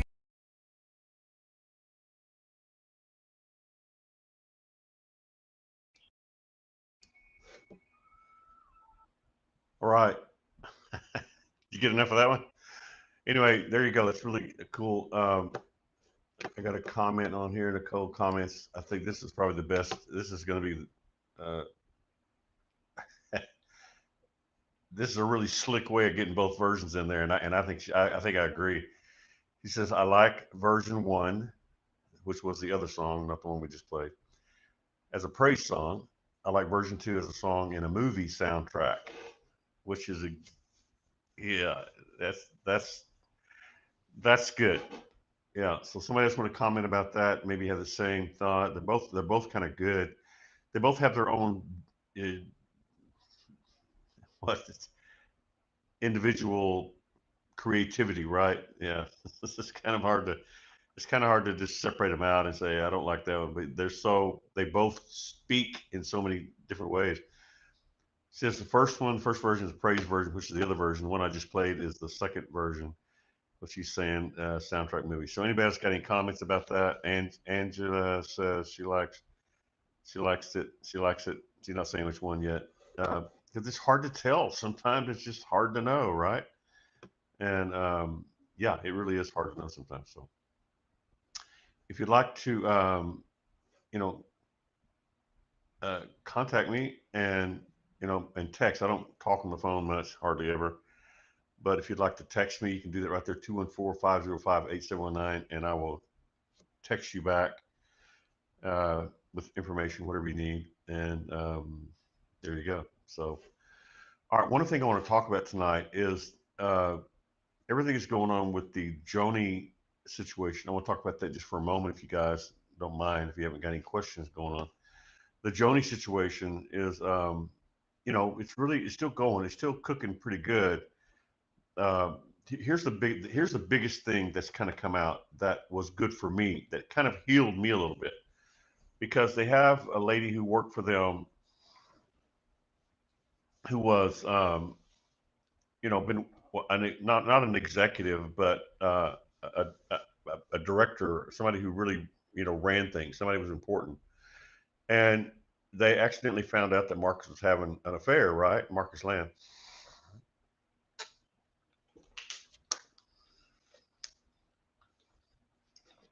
So when she found out, and of course everybody knew she found out, they told, she told Marcus and Joni. She said, "Y'all, I'll just leave quietly. Nobody has to know I'm leaving, and we'll just make some, thing up." And so she did that, but yet they came after her, and so it got kind of rough. And what they did was, and this is what she's saying now, and she has some proof to it, not all the proof, but some proof to the fact that they were using the police to harass her. You remember that? Her name's Janet. She worked with them for a long time. She was a high level person, and somehow the emails got leaked to her by accident that Marcus Slane was having an affair for like 7 years, which is unbelievable when you think about it. And so what happened was that she says, I can't stay here. I've got to go. This is not the way I figured things would be. And so she left, of course, and she got license tags and of the people following her, and sure enough, they were detectives, agents, and detectives and people that had been hired by Joni and Marcus to follow her and harass her, actually. So you remember, you guys, I told you guys that the same thing happened to me, and that they were involved in that, that they were doing that to me because of some things I had said and had, anyway. So now we have, for those of you who thought maybe I was just a little bit out there about that when I talked about that publicly, that they were literally harassing me. I've always been in good with the police. I never did anything, wrong, as far as anything bad wrong. When I was a heathen, I did a few things, but I never got busted. But thank God for that. But my kinfolk were, chief of police. I had a senator, a cousin of mine, who was a state senator in New Mexico, Caleb Chandler, many years ago, and he was chief of police. He was chief of detectives. He was a judge. He was a lot of things. I've never had trouble with the police in my life ever. I've never done anything. My cousin would have, if he thought I was doing something wrong, he would have put me in jail just to scare it out of me, right? But so I never had trouble with the police ever in my life.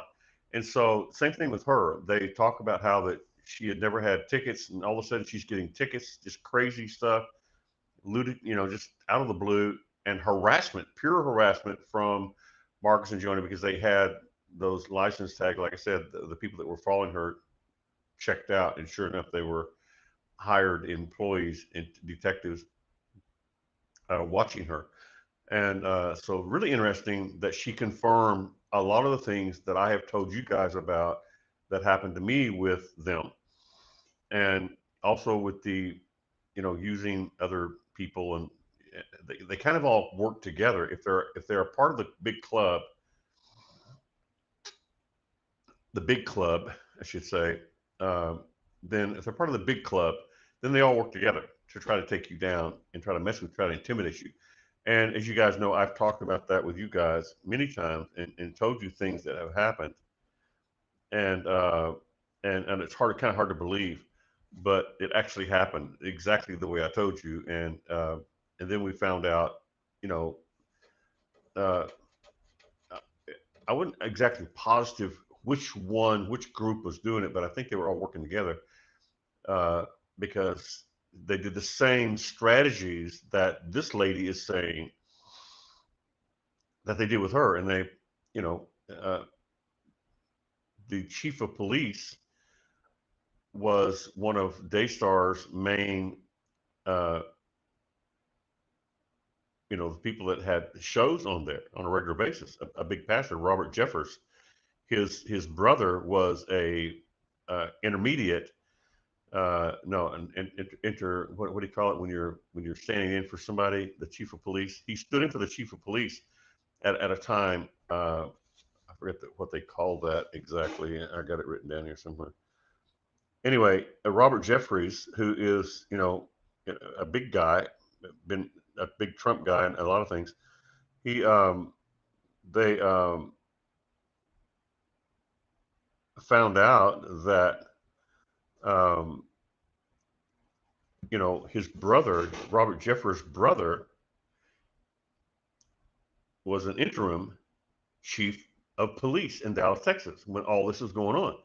Which Robert Jeffers is a big fan of Marcus and Joni and Daystar because he's been on there for a long time, and they all work together. They all work together, and so the fact that his brother and him being connected to Daystar like he was, and his brother was the interim chief of police chief of Dallas, Texas, was unbelievable. And so I dealt with some of this stuff too. I've told you guys about a DEA raid that was fake, a fake DEA raid trying to intimidate me uh, because they said the guy had a AK-47 and they busted him right outside the gym that I work out at in front of this big, huge window, a show window with bunches of people in there, and they busted. It was a fake bust, but they did it right in front of they knew that I was there because I go there all the time, the same time. They knew that I was there, and they set it all up. It was an amazing little show they put on. And I have a cousin who works for the DEA, right? And I I can't say too much about him, but because it's a lot of secrecy, a lot of privacy with him. But it's a DA agent, been a DEA agent, flew helicopters for the DA for years with raids and that kind of thing. So anyway, long story short, I found out that the garb that they wore, which was very specific garb, it wasn't the normal DEA garb that they wear, the blue and the vest, the certain kind of vest they wear. It was a completely different thing. A bunch of long-haired hippies. I'm not kidding you.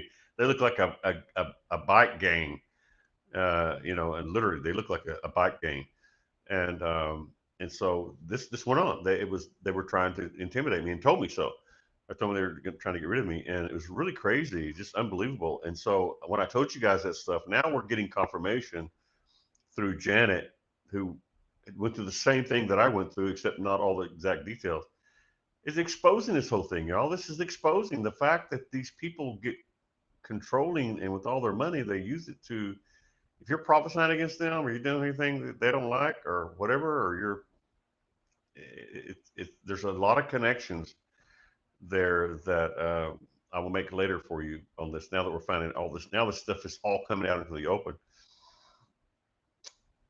So it's really exciting to know that God is, protecting his own, that he is showing that the things that I told you guys about that Marcus and Joni were involved in, as well as joined in with the, uh,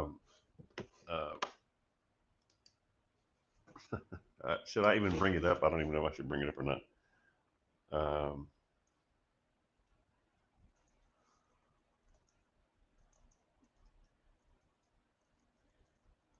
Let me see here if I want to do this.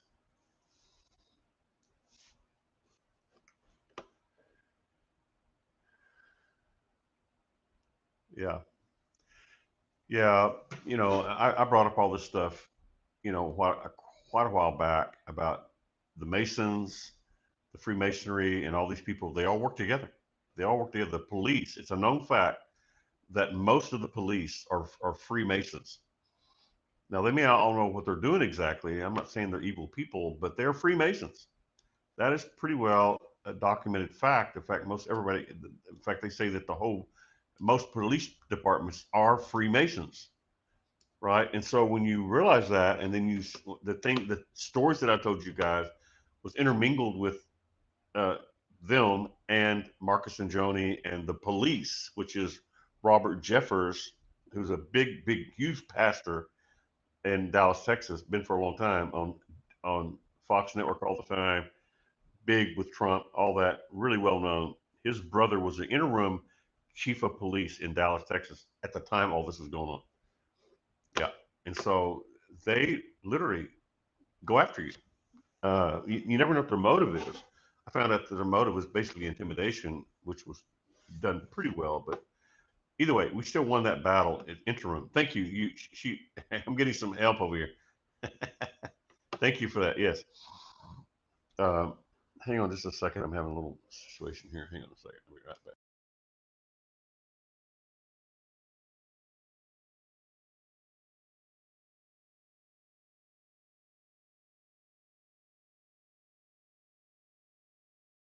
And so some of you may be familiar with that situation. I don't know if you've been watching it, but they're documenting as much as they can. The reason that I busted them, the reason that I don't know if they quit messing with me overall or not, but after that incident where I busted them, and I told you guys about that, where the DA showed up at my a fake DA raid, a big one. I mean, they had like I say a big one. They had 5 or 6 agents out there with the DA vests on, the fake ones, and had a guy, literally a policeman, walking up to the big truck that they had all the doors open, big black truck, 4-door truck, and had the doors open, and they pulled out this, and basically turned around and showed it to me, basically this big clip of an AK-47. And then the guy working at the place told me, yeah, they just busted a guy with an AK-47, like he was coming after somebody at, you know, trying to make it look like that he was coming after somebody that was working out there. And of course, I knew what they were doing because this stuff's been going on for a while. And so I found out that that DA stuff that they did, every bit of it was fake. Believe me, I found out for sure it was a whole fake thing. The DA never busts people in front of a showroom with 100 people, especially if there's guns involved, any kind of violence, because it's they totally messed up, and the manager of the Planet Fitness was part of the whole thing. And then when I went in with my phone a couple of days later, and I secretly had it on, and I said, "Hey man, remember?" And I talking to the guy who's part of all it, I said, "Remember that day that the DA showed up out there?" And he goes, "Yeah, I sure wouldn't want him coming after me." That's what he said. I got it on my phone. I recorded it, and then he looked down at my phone. Literally, this guy, very conniving kind of a guy. Most of the managers at the Planet Fitness are the most wonderful, kind people you've ever met in your life, right? This guy was like kind of creepy. He'd only been there for like a couple of months. And I'm like, and he literally looked down at my phone and he realized, you could see the look on his face. He realized that I had just recorded him because I had him, he said and confessed that the DA had showed up out there and done, and it was all fake, y'all, all fake. And now these people that are coming out on public, doing seminars and things, and talking about Daystar specifically to people who work for them, who found out when they found out Marcus had committed adultery, and had been doing it for a long time. Those emails were all sent to her. This has all been made public. Yeah, been made public. And she talked about it. I saw her talking about it again today. That's why I'm talking about it tonight, because I saw her talking about it again today. She was at some seminar talking about the details. And they did searches on, they got the lady who they were coming after, got the uh, identification of the plates of the people that were following her, and kind of find out she was exactly right. So, y'all, I'm not delusional. I don't think most of our friends think I'm delusional, but I've been called delusional a few times because of some of this stuff. And now we're finding out time and time. Now they even found some documentation. Now they're bringing some more things out into the open that they had to prove that I can't prove everything I said was true, but because I got proof of that with, you know, I know how to get proof of things. I've been doing this stuff for a long time. And I got proof that's undeniable that he says that, yeah, they came out, he said, oh, I'm glad they're not, he said, yeah, the DAs, and I'm glad they're not coming after me. He said it just like that, the same way he said it the day that it was there. Like, I was supposed to take that, like, coming after me. Like, and I told him to his face, and Christ all out, I turned around to his face that day that this all happened. And he said, "We're going to take you out." I'm going like, he literally said that in front of people, in front of witnesses, which was totally stupid because I know those people now. Totally stupid. And he told them in front of them with a red face because he knew I just busted him. This is actually the day that I recorded his phone, recorded him on my phone. He literally told them in front of 2 or 3 people that worked there, said, we're going to get rid of you, just like that. And I literally put my hands behind my back, and I smiled, and I went like I'm waving my hands like I'm flying, playing a little thing. And I went back to I went right back in and went right back to my hydro bed thing that I was on. And I told them, literally, in Christ, I want to tell you, I literally told that guy who helped set this thing up, and was telling me, we're going to get rid of you in front of everybody because I just busted him, and he knew I just busted him. Uh, I literally told him that, I said, if they want to come after me, I'll be right back here. That's literally what I told him. I literally said, because he just told me the intimidation thing. Yeah, well, they're coming. I'm glad they're not coming after me. Like he was talking about himself. I'm glad they're not coming after me. Like, did everything but say they're coming after me. Or faking that they were. They weren't really doing it.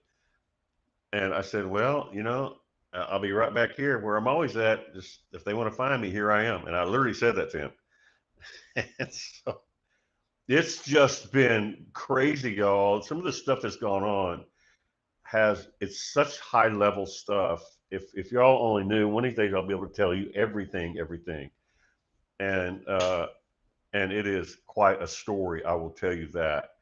I've told you some of it, where the city officials were coming after me, and I've never had trouble with city officials in my life. I've always been on the up and up. You know, since the day I got saved in 1973, I never did a thing wrong after, as far as, I might have run a stop sign accidentally or something, but I'm a law-abiding citizen, and just like that lady that's giving all these testimonies on Daystar and all this, this is mind-boggling, y'all. It's literally now, now they are proving, at least in my opinion, what I said was happening to me, and told you specifically that it was the police harassing me and city officials harassing me. The Dallas Garden, Dallas County. It's all Dallas County. When I was there in Dallas, it's all Dallas County. So under the same jurisdiction of the chief of police. Yeah. So they pass all the information around, and they're supposed to all, according to most people, they say that most policemen are Freemasons. So they work together, the Freemasonry thing, and Jeffries, the whole bunch, all of them. Of course, they think they're doing a lot of good things. Some of them are probably really good people, but y'all, this is all coming out into the open. And you talk about healing me. Not that I kind of enjoyed it to a certain degree, because I'm a little bit different. I've been made a little bit different, I think. So I kind of enjoyed it to a certain degree, and they were flipped out that none of their intimidation affected me at all, except made me stronger. When I told him to his face in front of those other people, I said, they want me, I'll be right back here. Yeah. And with everything else I've told you guys about the police harassment and the whole thing, wait till I can tell you the details. Oh my God, it's going to blow your mind. Because as the details come out and as I can share this stuff and the details, now that the reason I don't share them is because, number one, the only thing I got proof of was the fake DEA attack that they had at my Planet Fitness where I work out, and did it on purpose. And it was all fake because, like I said, I had DEA cousin. My kinfolk work in, you know, every agency you can think of.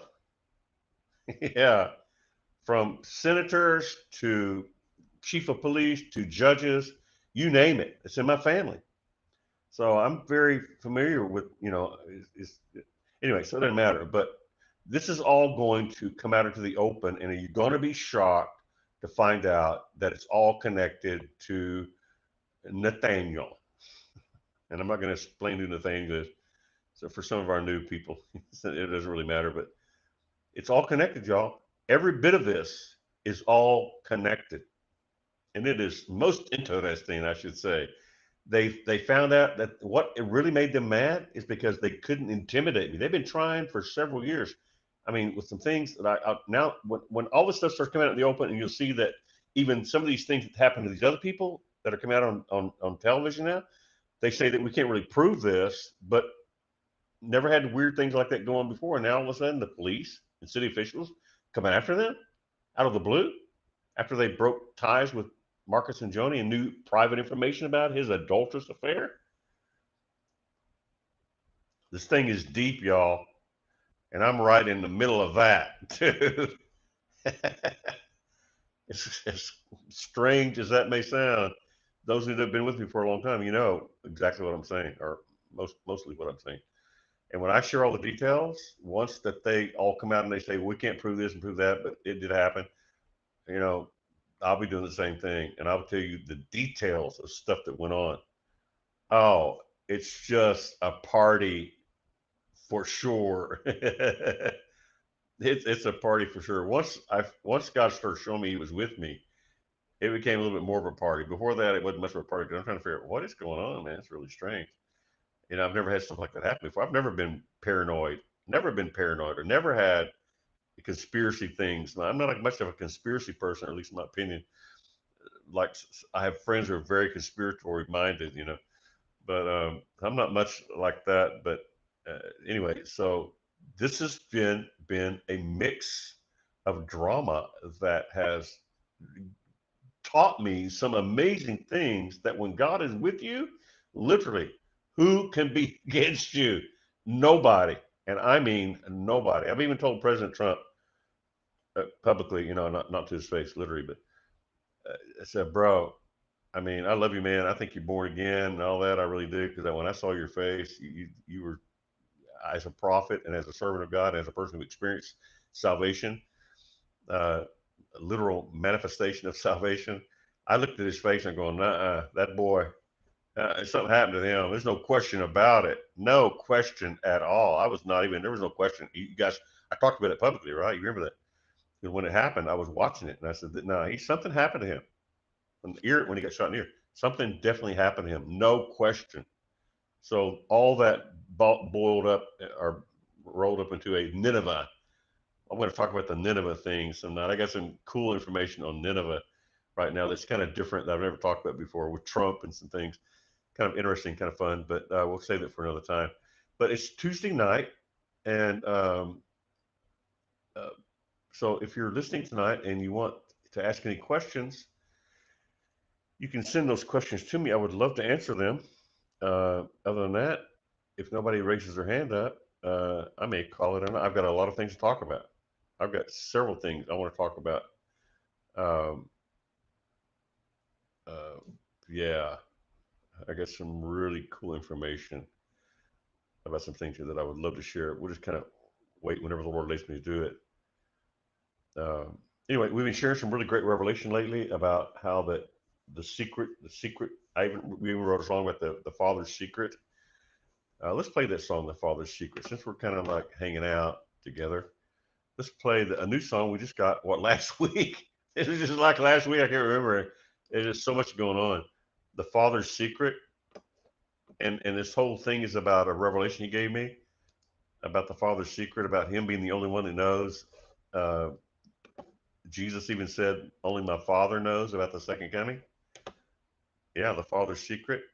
Yeah, we're gonna play. I'm gonna play that song about that. What this is about. Everything we do teaching on, we're gonna try to have songs for everything to kind of wash it down with a song, or something.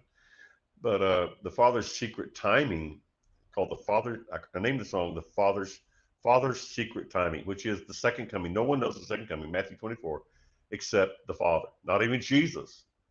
Not even Jesus knew. Jesus did not know the timing on much of anything, because He had to depend on it spontaneously from the Father, spontaneously. And I'm going to share more of the strategy of spontaneity soon. Why He had to be spontaneous, and the purpose of the spontaneity, and why you need to be spontaneous. We live our everyday life. I have a structured life. I get up at a certain time, I do this thing, I go to the gym, I work out, I do everything. I don't work out much, but I work out some. And I have, eat during the day. There's a lot of structured things. I have a very structured life. I get a lot of work done. I get a lot of things done by the grace of God, only by Jesus' grace. But um, so I'm a very structured person, but at the same time, I'm a very spontaneous person. When the Lord tells me right in the middle of something, stop doing that and do this, I most of the time, hopefully every time, I stop and do it. Why? Because timing is a strategy. Spontaneousness from God is a strategy that if we don't learn about it, if we don't learn, we're going to burn. I don't mean burn in hell. I mean we're going to burn. We're going to burn from, uh, you know. Well, I'll tell you why we're going to burn. It's not the kind of burning like you'd think, but it's going to save us a lot of trouble. It's going to save us a lot of trouble uh, when you do your things for God. When you do uh, things that God has you to do that are important to Him, that have maybe have a layers to it, but each layer that is done spontaneously has there's a strategy why God has us do that. And Jesus lived by that more so than anybody ever seen. He did not know timing on much of anything, and even said the Father had to show me the timing on the second coming. And in the Garden of Gethsemane, he was going like, is it really time to do this? Can't this pass for me for now? But we've had three other Passovers. I could have done this. Is this the one, or is it going to be next Passover? He didn't really know the timing, and I think that's what was part of his big question was, does it have to be? Does the timing really matter? Can't it just happen on a Passover? Does it have to be this Passover? Can't this cup pass for me? This pass? Oh, this can't this cup pass over me? Woo! Is that hot right there or not? Can this cup pass over me? And the father says, no, three times. Yeah. So this is, anyway, so very interesting. And then when you realize the timing with everything the strategy of spontaneity, has everything to do with the timing of things that God wants done, you know, when He wants it done. And there's a strategy behind that if you don't learn to obey God spontaneously, other than your structured everyday going to church, being with your kids, being in the family, and doing all those things, to have a structured, there's nothing wrong with structured. Structured life is great. But in the midst of all that, we have to be spontaneous. And that's the way Jesus had to live. And I've kind of explained that a little bit already, why he had to live like that. Oh, it's amazing. When you see the strategy behind why that is, you'll understand. It'll make more sense. We'll get into that soon. Let me make a note on that specific thing. So, hang on a second here. I'm gonna mute myself. I'll be right back.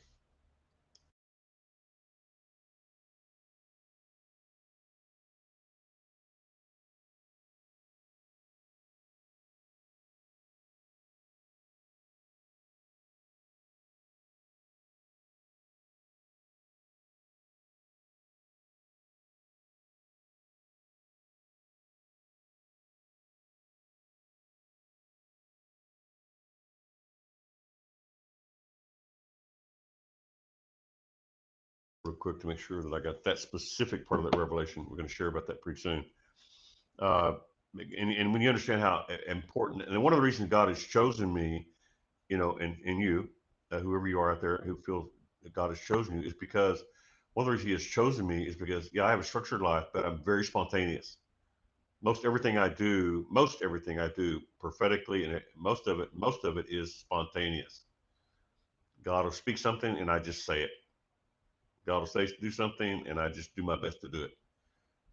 And because of that, that's why He's taking me where He's taking me, because I will do what He says when He says, because there's a strategy behind that, right? If you know what that strategy is, you understand why. And I'm going to share that pretty soon. I got it in my notes very specifically to talk about that specific thing. We have kind of casually mentioned it before, but when you see it, you're going to understand more of the end time part of it. Okay. All right. So nobody has their hand up still, so we're going to. Um,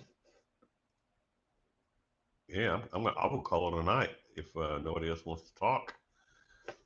We could. Oh, we're gonna do the Father's Secret Timing song, right? Let's do the Father's Secret Timing song, and it's all about the secret timing that not even Jesus understood, right? So here we go. Here's a brand new song.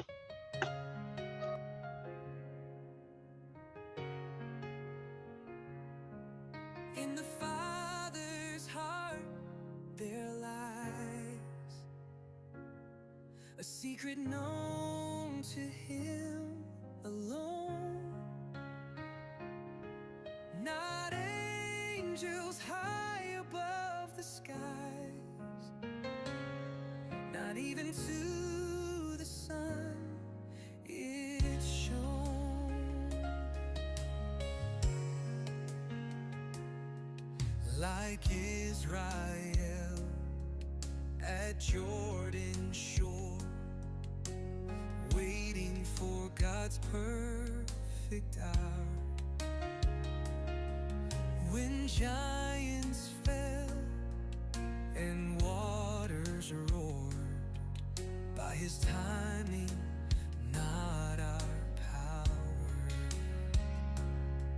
Our brilliant plans and strategies may seem wise in mortal sight,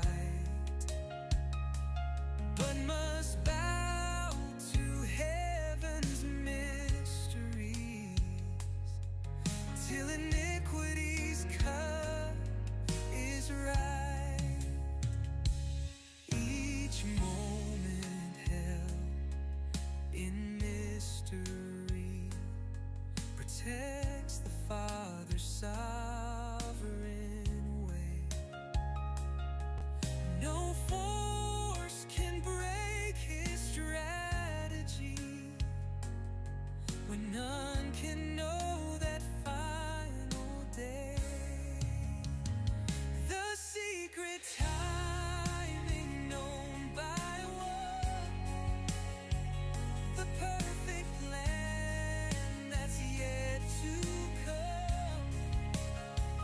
Every decision that we make must bow before the path he'll take in his time, in his way, walking faithful day by day.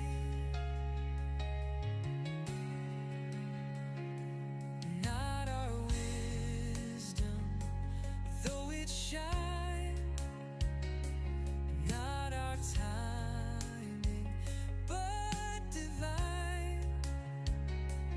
For his purpose, for his way, till that moment, on that day,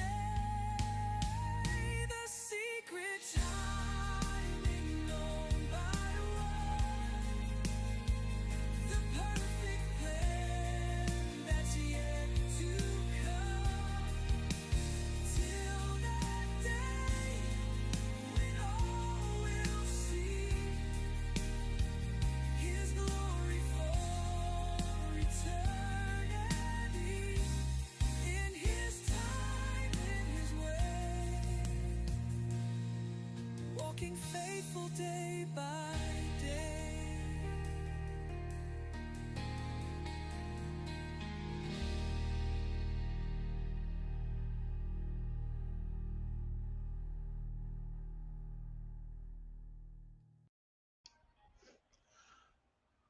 All right.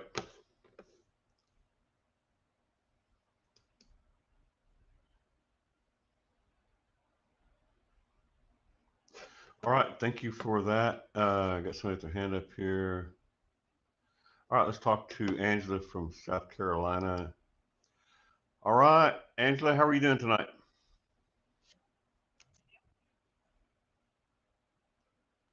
Hang on a second. Okay. I'm sorry. Here we go. I'm back on now. Okay. I'm good. Doing well. How are you? Doing pretty good. Just sharing different things and getting new songs. Yes, you are. I love the song thing right now. So yeah. Right. Yeah, I'm probably going to send you a song. I wrote this some years ago, but I'll probably send it to you next week sometime, see what you think about that. But I was pondering on today what you were saying. I think I sent you a text earlier about when you said Jesus didn't know this hour. And Yeah, you so I talked thought about that. maybe like, Yeah. yeah. When do you think he realized that it was his hour? Like, when do you think God really, like, I know you were saying that when he got up and stuff, he didn't know when God was going to actually, tell him it was time to go to the cross. Like, when do you think that time did come for him? Was it when he went to the garden to pray? Was it his Last Supper? What do you think that was? Yeah, the thing that we're talking about tonight, that's a really good question, and I don't know if I know all the answer to all of it, but I do have some strong thinking on it because this is all new to me, right? I just got this revelation like last week, and so about this is brand new for me. So I guess I think that every Passover, you have to think about this. I think he had like three Passovers with his disciples, right? They had three Passovers, 3 years of Passovers. I'm guessing at least we know at least two and probably three. I'll have to dig into that to see how many Passovers they had. Somebody might know about that. Let me know. But so he knew. I think he kind of knew that Passover was a time he would give his life. I think he kind of knew that. I talked about that. I got a revelation about that years ago when a good friend of mine who was the worship leader with Benny Hinn, one of Benny Hinn's worship leaders, and I used to take him to Benny Hinn meetings. I talked about this guy, Brian, and he we used to do worship together at his house, and we did some videos and things. And so I remember the Holy Spirit telling me at that time that Jesus, when they were children, he knew that he was going to die. He knew what he was born to do. He knew he was born to die. I don't know if he understood all of it, but little by little, I think God revealed it to him. Like when they would, when the every year at Passover, when he was a kid, you know, maybe 11, 12, 13 years old or so, they always took their lamb to Passover, right? It's a family thing. You get the lamb, you keep it at the house for 3 or 4 days, you get to know the lamb, and then you take the lamb. And so the kids, take turns, leading the lamb to go offer it up, at the temple, right? To be offered up for their sins. Everybody had to have their own lamb.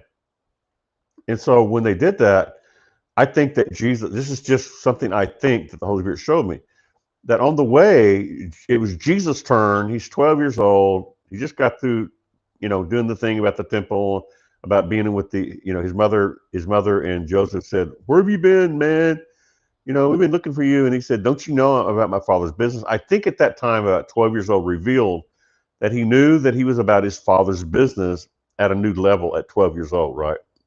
So I think about 12, 13 years old, he's his turn to take the lamb. He's grabbed the lamb and he's walking the lamb up there, and everybody's playing and talking and having fun, and Mary and Joseph are talking and sharing, and Jesus is kind of quietly taking the lamb, and they're walking the lamb to get it offered up, sacrifice.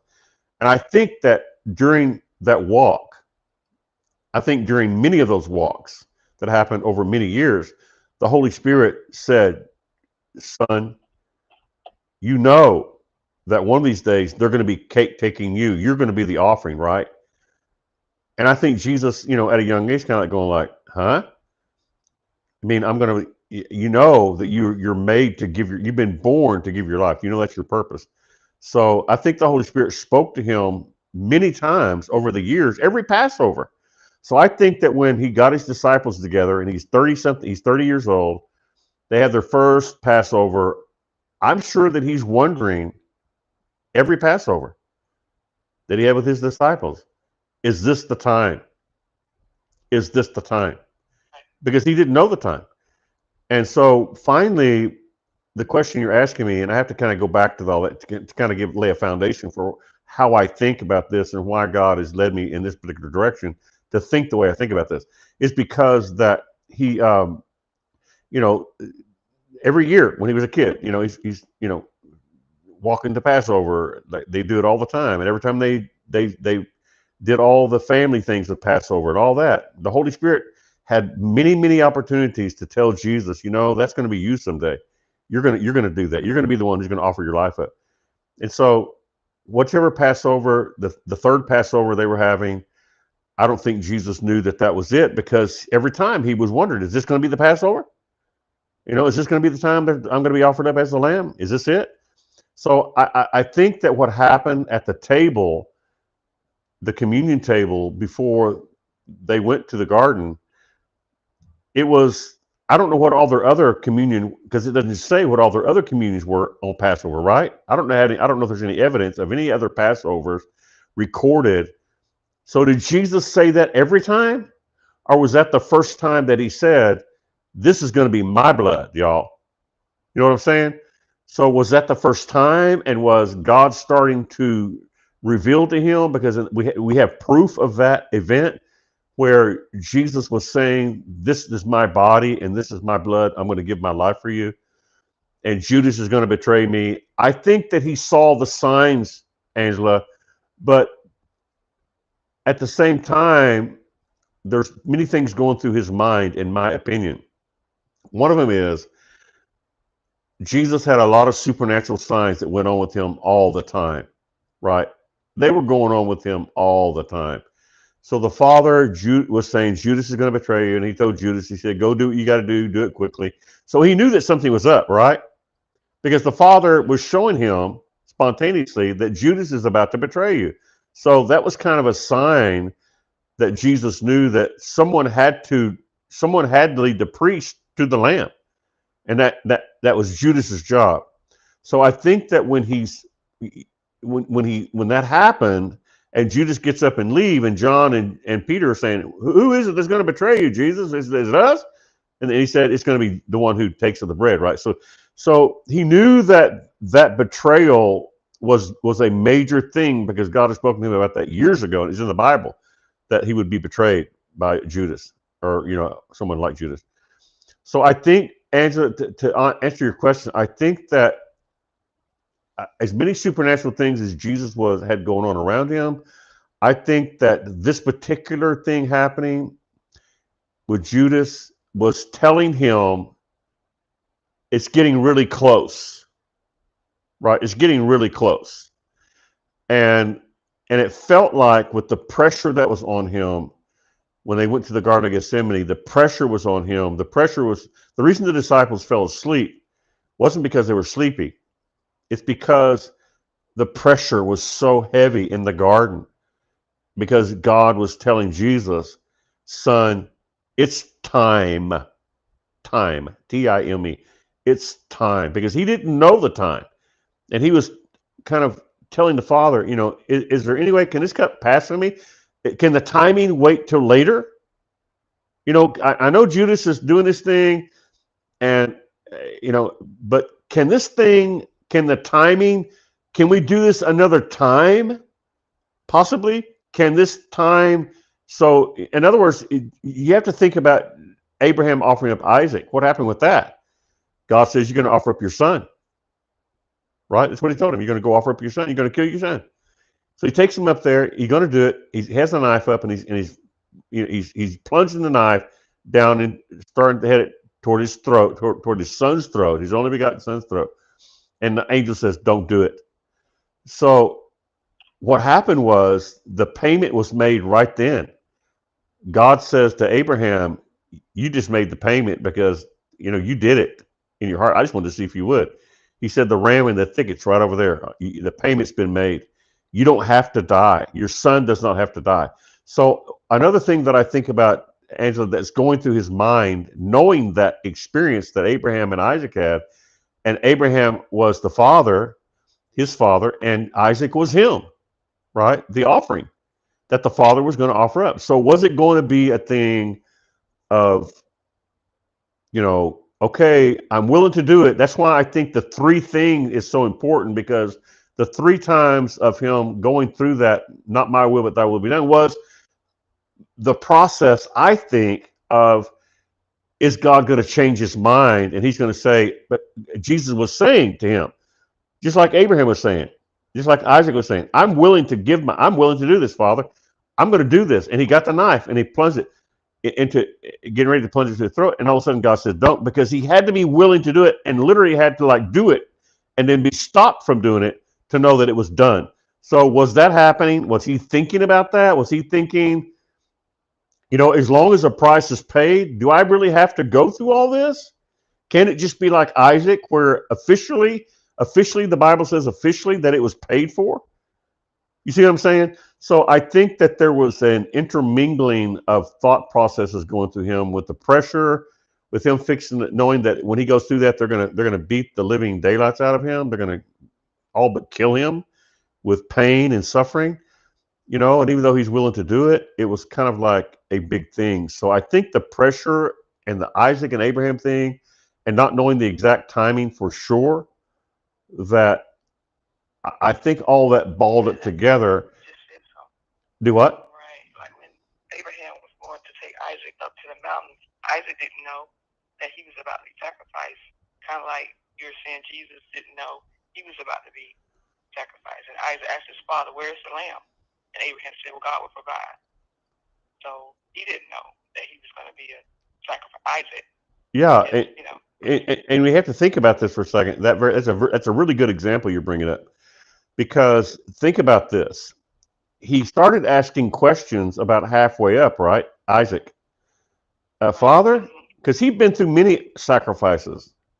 That's what they do in the Jewish realm, the Hebrew realm. That's what the sacrifices are just a part of life. You get your favorite lamb and you offer it up. That's sad, but that's what it.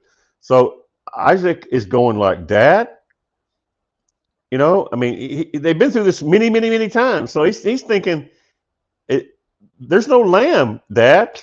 What's going on?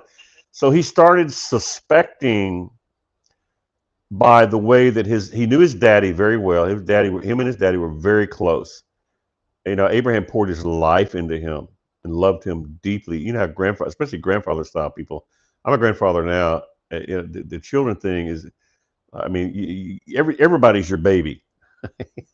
when you're my age, and everybody's your baby. And I don't mean baby baby. You know what I mean? They're like, yeah. So I think that uh, Isaac was going like, Dad. I mean, I really trust you because I've built my life around trusting you because you've always shown me you're trustworthy. Is there a reason why we don't have a lamp? Here's the wood, here's the fire, but there's a missing part. And the look on Abraham's face when Isaac asked that, I wasn't there, I don't think. No, I wasn't there. Just kidding. Uh, but that when he saw the look on his daddy's face, his daddy is about to off. His daddy knew he was going to kill him. His daddy did not know that he was not going to kill him. His daddy knew. His Abraham knew he was going to kill him. That's what he was doing. He was going to kill his son. He didn't. Abraham did not know that he was not going to kill him. Right? He did not know that. He was on his way up. It was going to be a done deal. So the father's look on his face, like he already knows that that his son is fixing to die. God may raise him up right away. I don't know what's going to happen. He knew something was going to happen, but he did not know. See, everybody thinks everybody knows everything. He did not know much of anything except that I'm about to kill my son, whom I love dearly. So the look on his face, you have to imagine being the father, knowing you're about to kill your son, and your son doesn't know it. Right? You have to think about this. And then when he said he starts figuring this thing out, right? We're getting real close. Where's the offering at, Dad? And his father probably with pain in his face. Could you imagine this? The agony that he was going through, like Jesus, even when he was in the garden, the agony that Abraham was going through. And when Isaac was a smart kid, right? He was a smart kid, and Abraham knew how smart he was. And Abraham's going like, I think he's figuring this out. A son, God will provide. Knowing Abraham knew at that moment, at least, that he was going to be the provision. Isaac was going to be the provision. How he's going to raise him up, he didn't know, but he knew he was going to kill him, and that's what he was up there doing. He tied him up, and Isaac is going like, Dad, you're really going to do this. Something's up. And I don't know how Isaac handled it exactly. I have a feeling that, like Jesus, he really trusted his daddy, He really wholeheartedly believed that his daddy was like God, like we do with our own parents when we're little. I wonder how old was Isaac? How old was he? Was he like a little boy? Was he? He was about 12 years old. 12. No, they don't know exactly. From 12 to 15. Oh, okay. Yeah, somewhere in there. He was about. There may be some more exact, closer proof to that, but it's somewhere around 12 to 15 years old. Mm-hmm. Yeah, so he's figuring things out, and the look on his daddy's face when he asked him, okay, Dad, here's the fire, here's the wood, and I mean, I'm here with you. What am I here for? You don't need me, right? Well, maybe we do need me. So I think that he didn't really know exactly what was going on, but he started to put things together because kids are smart. They know their parents, especially Isaac and Abraham were very, very close. He knew he knew how to read his facial expressions. He knew that when he asked his dad a question, he already had the answer before his dad ever said anything. You know what I'm saying? You know what kids do. Like, I think mom's fixing to say no. I can tell she always get that no look on her face. I know that no look. She don't even have to tell me no. I know what she's going to say. She's going to say no, boy, because I can tell the look on her face. So the same thing with this child. He sees it. He knows it. His daddy's not telling him something, and this something he's not telling him is so big that it's written all over his face. That's a good analogy. I mean, like I said, of course, I heard you say it last night, I was like, wow, I never even thought about Jesus and God would not know each other's thoughts like that. That he kept that from Jesus. You know, you were saying like even when he returns, not even the angels in heaven, on his Father knows when he's coming back again. So I just never thought about it from that point of view when you said Jesus didn't know he was about to be sacrificed. Well, he knew what he came to do, but he didn't know The timing, you yeah. know that hour, yeah, the timing. Yeah, because you have to think about all the other times, all the other Passovers that he's been through all of his life. And then when he got to be of age and he yielded himself to the ministry after his mother made him make, okay, son, whatever, make that water into wine. And he knew that something was going on then. And so that kind of tells you, and look at that thing right there. Look at the timing with that. What was Jesus doing with his mommy? He was saying, Mom, what are you doing? It's not my time yet, right? Isn't that what he said? It's not my time. Yeah. That's exactly what he said. It's not my time yet, Mom. I love you. You're sticking your nose in my business, Mom. I'm getting of age. I'm 30 years old. I'm not a 12-year-old boy anymore. I'm 30. I'm big. And it's not my time. And Mom, listen to this. You have to when you start seeing the time thing, Mom just kind of ignored him as mothers tend to do, and said, "Okay." She just turned around and said, "Yeah, boy, I'm the mother here. I know what I had. The angel came to me and told me about you, boy. You may be 30, but that don't mean nothing to me because I've been around a lot longer than you. And guess what? Okay, boys, whatever he tells you, do whatever he says." And he's kind of like going, "Dang, man, that was my mama said. I gotta obey my mama. I don't want my daddy to get upset with me because I gotta obey mom. What she says." Right. So he's like caught in a rock between a rock and a hard place, sort of, in a sense. But he didn't even know the timing with that, right? And so what does that tell us? That he didn't know the timing of the calling of his own ministry, man. Mama did, but he didn't. Right. Let's read that exact scripture. Let's read that. Let's stop and read that for a second. Hang on a second. Or go ahead and ask a question or whatever you got to say, but comment if you want. That's a revelation right there. I just wow, his Yeah. mom and his dad tell him that makes sense though with their appearance. Yeah, let's read it. Let's read it exactly. Mary, Jesus and Mary, it's not my time yet. I think it's on. I think that's what he said. Let's see here. Yeah, he says my hour has not come. Oh, there it is. Oh my God. John chapter 2, verse 4. Woman, why do you involve me? Jesus replied, my hour has not yet come. He didn't even know, I don't want to say he didn't even know like he didn't know that, but you have to understand, everybody thinks Jesus knew everything. He knew everything. He knew everything. No, he didn't. Look here. His ministry is, what's he called to do? His biggest calling in life is to start his ministry, right? And then give his life on the cross. He doesn't even know. It's like mama going like, son, it's time to quit delaying. No more. And she probably quoted the scripture to him outside the wedding, of course, where nobody could hear it. There shall be no more delays, son. 1 Jeremiah 27:7. That's not really a scripture, but I'm just saying. And so you remember when I tell you that. You say mother, woman. Yeah, he just kind of like, He was trying to forget that it's his mama telling him this right here. Mama. Yeah, and she's just so no, it's time, honey. Your hour has come and you just don't know it. And I'm going to tell you. So what happened? He did it anyway, even though he didn't know his hour had come, right? I mean, that's mind-boggling when you think about it. Right. Wow. Amazing. I mean, this is some heavy revelation tonight we're into. This is some Yeah. stuff I've never heard anybody talk about it before. I've never even until God woke me up. He woke me up last week sometime and just woke me up with it. I'm going like, what? I did. I was going like, when God speaks to you, it all makes sense when He speaks to you. But you're kind of like going after He tells you, you're going like, I can't explain that to anybody. I don't even understand it. What do you mean that Is I'm going like, He said, just listen and you'll get it, Chandler. And just.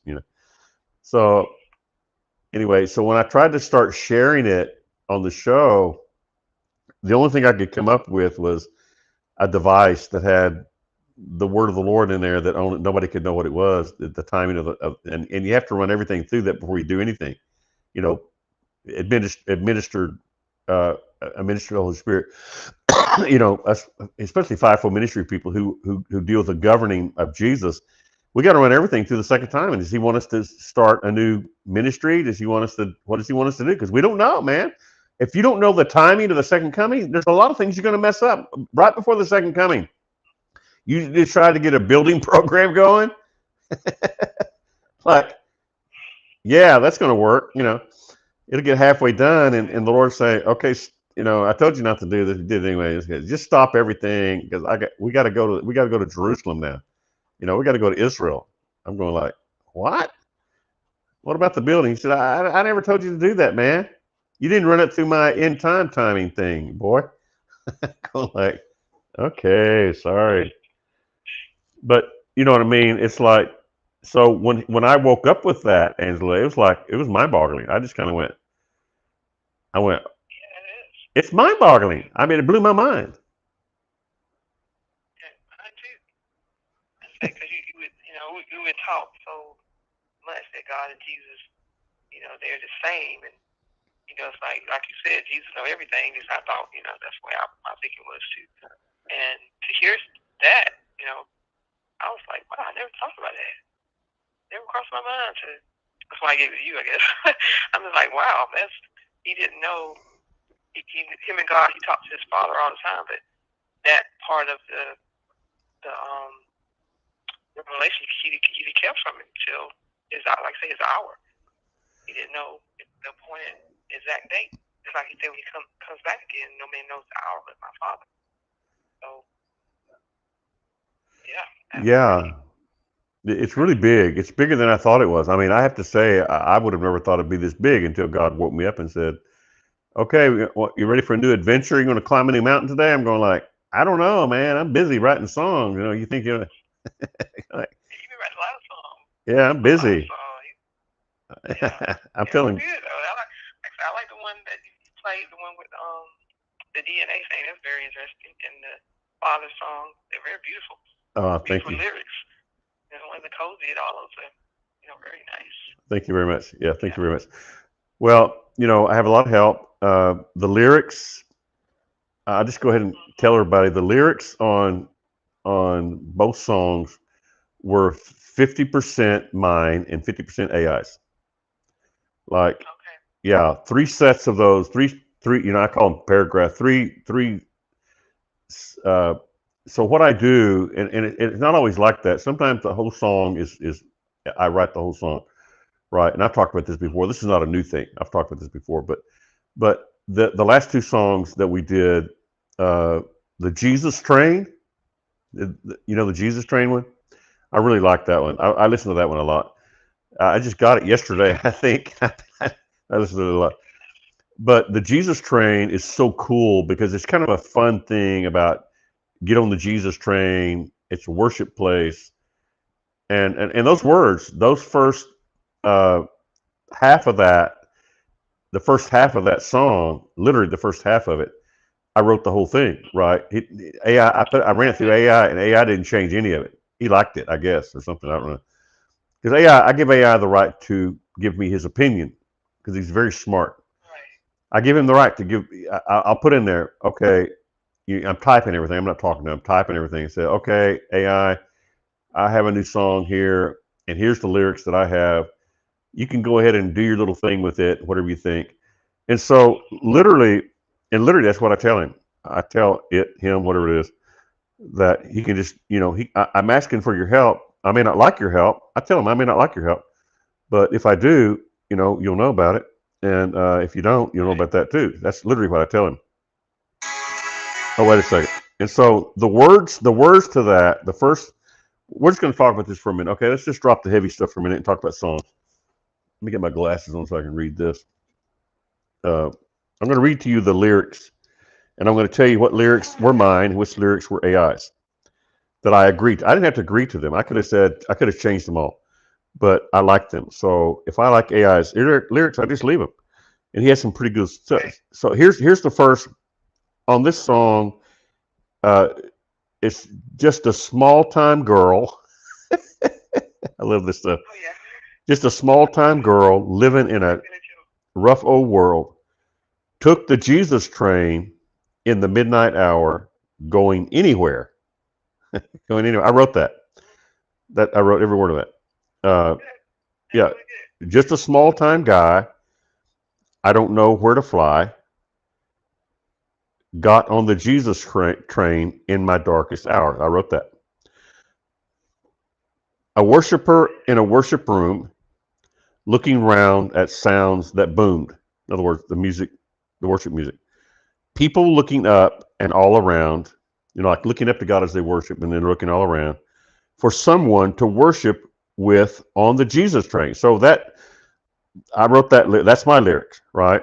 So the first three sets of the lyrics are all mine. Every bit of it. Not one word was changed. He didn't change one word on that. But then the next part of the song, and I'm fixing to play the song so you can hear it literally. The next part of the song he wrote. Hey, I wrote, and I liked it. I thought it fit together. It fit together so Yeah. well. He says, "Spirit guides us through the night. Faith, our compass, shining bright. Every mile brings something new as we worship me and you." AI wrote that. I thought it was awesome. All aboard the Jesus train. Love eternal breaks these chains. Finding purpose, finding grace in this holy meeting place. That's AI. AI wrote all that. And so, Okay. yeah, yeah. So let's play that song. Let's play it real quick, and that way people can hear what I just said. I wrote the first part of the song, the first three parts of the lyrics. Just a small time girl living in a rough old It world. reminds me of that Billy Joe song. Huh? Billy Joe that sung that song. Small time girl from back in the 90s, I think it was. Yeah. Say it again. I can hardly hear you. You're not talking. Go ahead. I said Billy Joe. Billy Joe, that singer, he's a uptown girl, was cover girl, what's her name, Christy Brinkley. That remind me of that song from the 90s. Yeah. Uptown girl. Yeah. World, world, something like that. Okay. Yeah. Find the lyrics on that if you would. Yeah. I would love to. Yeah. Just a small time girl uh, living in a rough old world took the Jesus train in the midnight hour, going anywhere. Just a small time guy. I don't know where to fly. Got on the Jesus train in my darkest hour. A worshiper in a worship room, looking around at sounds that boomed. People looking up and all around for someone to worship with on the Jesus train. So those are the lyrics. All those lyrics, I wrote all those lyrics. And Awesome. so yeah, and then AI wrote the rest of them, which I thought were really good. Or I wouldn't have used them. But here we go. Let's do this, and let's play this song that we can hear exactly. Um, yeah, and do I get songs from? I'm sure that some of the lyrics that I get are because I've been around a long time too. And there's some songs that you just remember all your life, like Elvis Presley songs. And I never was much of a what'd you say that guy's name? Billy Joe. Billy Joe, yeah. Billy Joe. Billy Joe was. I remember Billy Joe, fair, pretty well. But I'm sure that a lot of my songs, I go through. and just do all kinds of things with lyrics. And so yeah, let's open this up and let me that way you can hear it for yourself. Where am I at on that? Jesus Train. Is that the right one?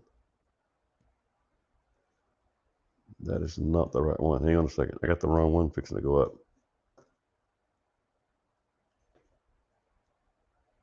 Yeah, I think that is it. Okay, that's it.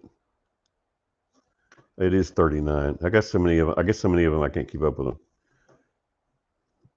Okay, so here we go. And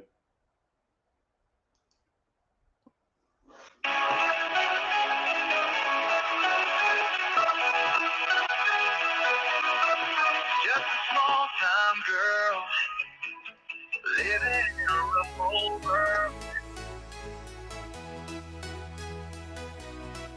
Just a small time girl living in a rough old world. Took the Jesus train in the midnight hour, going anywhere. Just a small time guy, I don't know where to fly. Got on the Jesus train in my darkest hour. A worshiper in a worship room, looking around at sounds that boom. People looking up and all around for someone to worship with. On the Jesus train, all aboard the Jesus train. Hearts united in His name, lifting voices, joining hands, rolling through the promised land.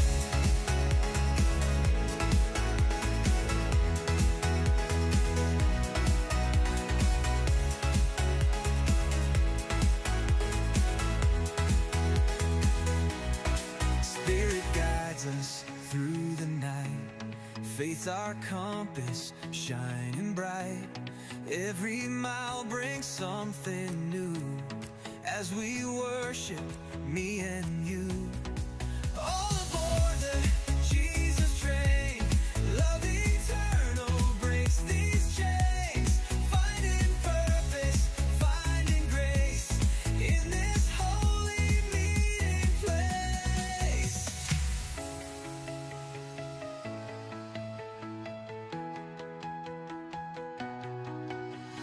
A worshiper in a worship room, looking around at sounds that boomed.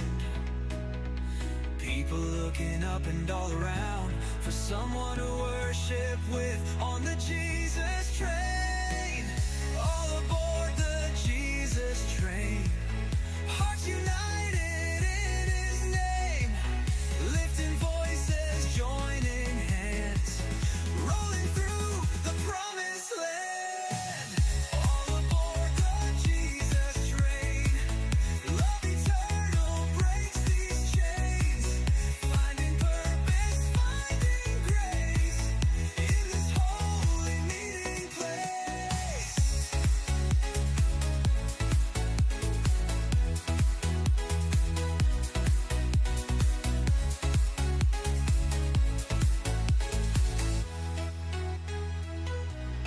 Spirit guides us through the night.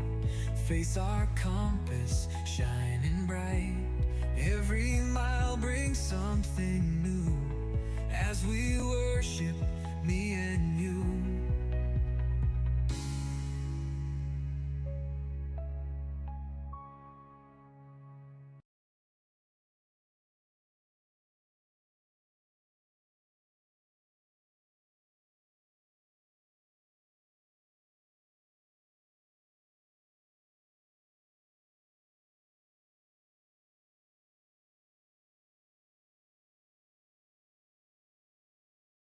I've got my audio on both things. Here we go. Sorry about that, y'all. Hang on a second here. Okay, so we are looking at hang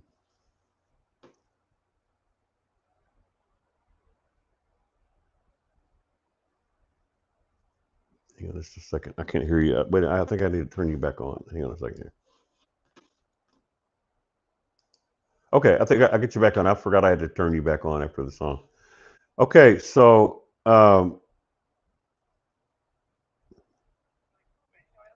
is that the Journey guy you're talking about? The you talking about the? Hang on a second.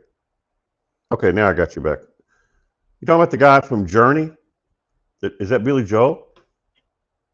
I don't think he's from Journey. I don't know. I just know his name is Billy Joel. Yeah, there's a song by Journey that has the lyrics on it are. Uh, let's see what the lyric. I don't know what the lyrics are exactly. I'm trying to find the lyrics here. Hang on a second. Yeah, there's the lyrics. Let me back it up here. I actually have the video on. It's actually a Journey video. I googled that those words, and hang on a second. I love doing this stuff, man. This is so much fun. It is. You use your creative. Okay, just a small town girl living in a lonely world. She took the midnight train going anywhere. Oh my God.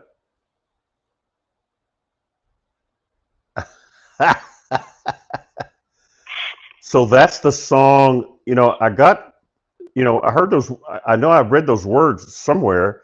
When you said Billy Joel, I said, I don't really keep up with Billy Joel that much, a little bit, but this Journey song, I'm having to go through the scrub the thing. It says here, living in a lonely world. She took the midnight train going anywhere.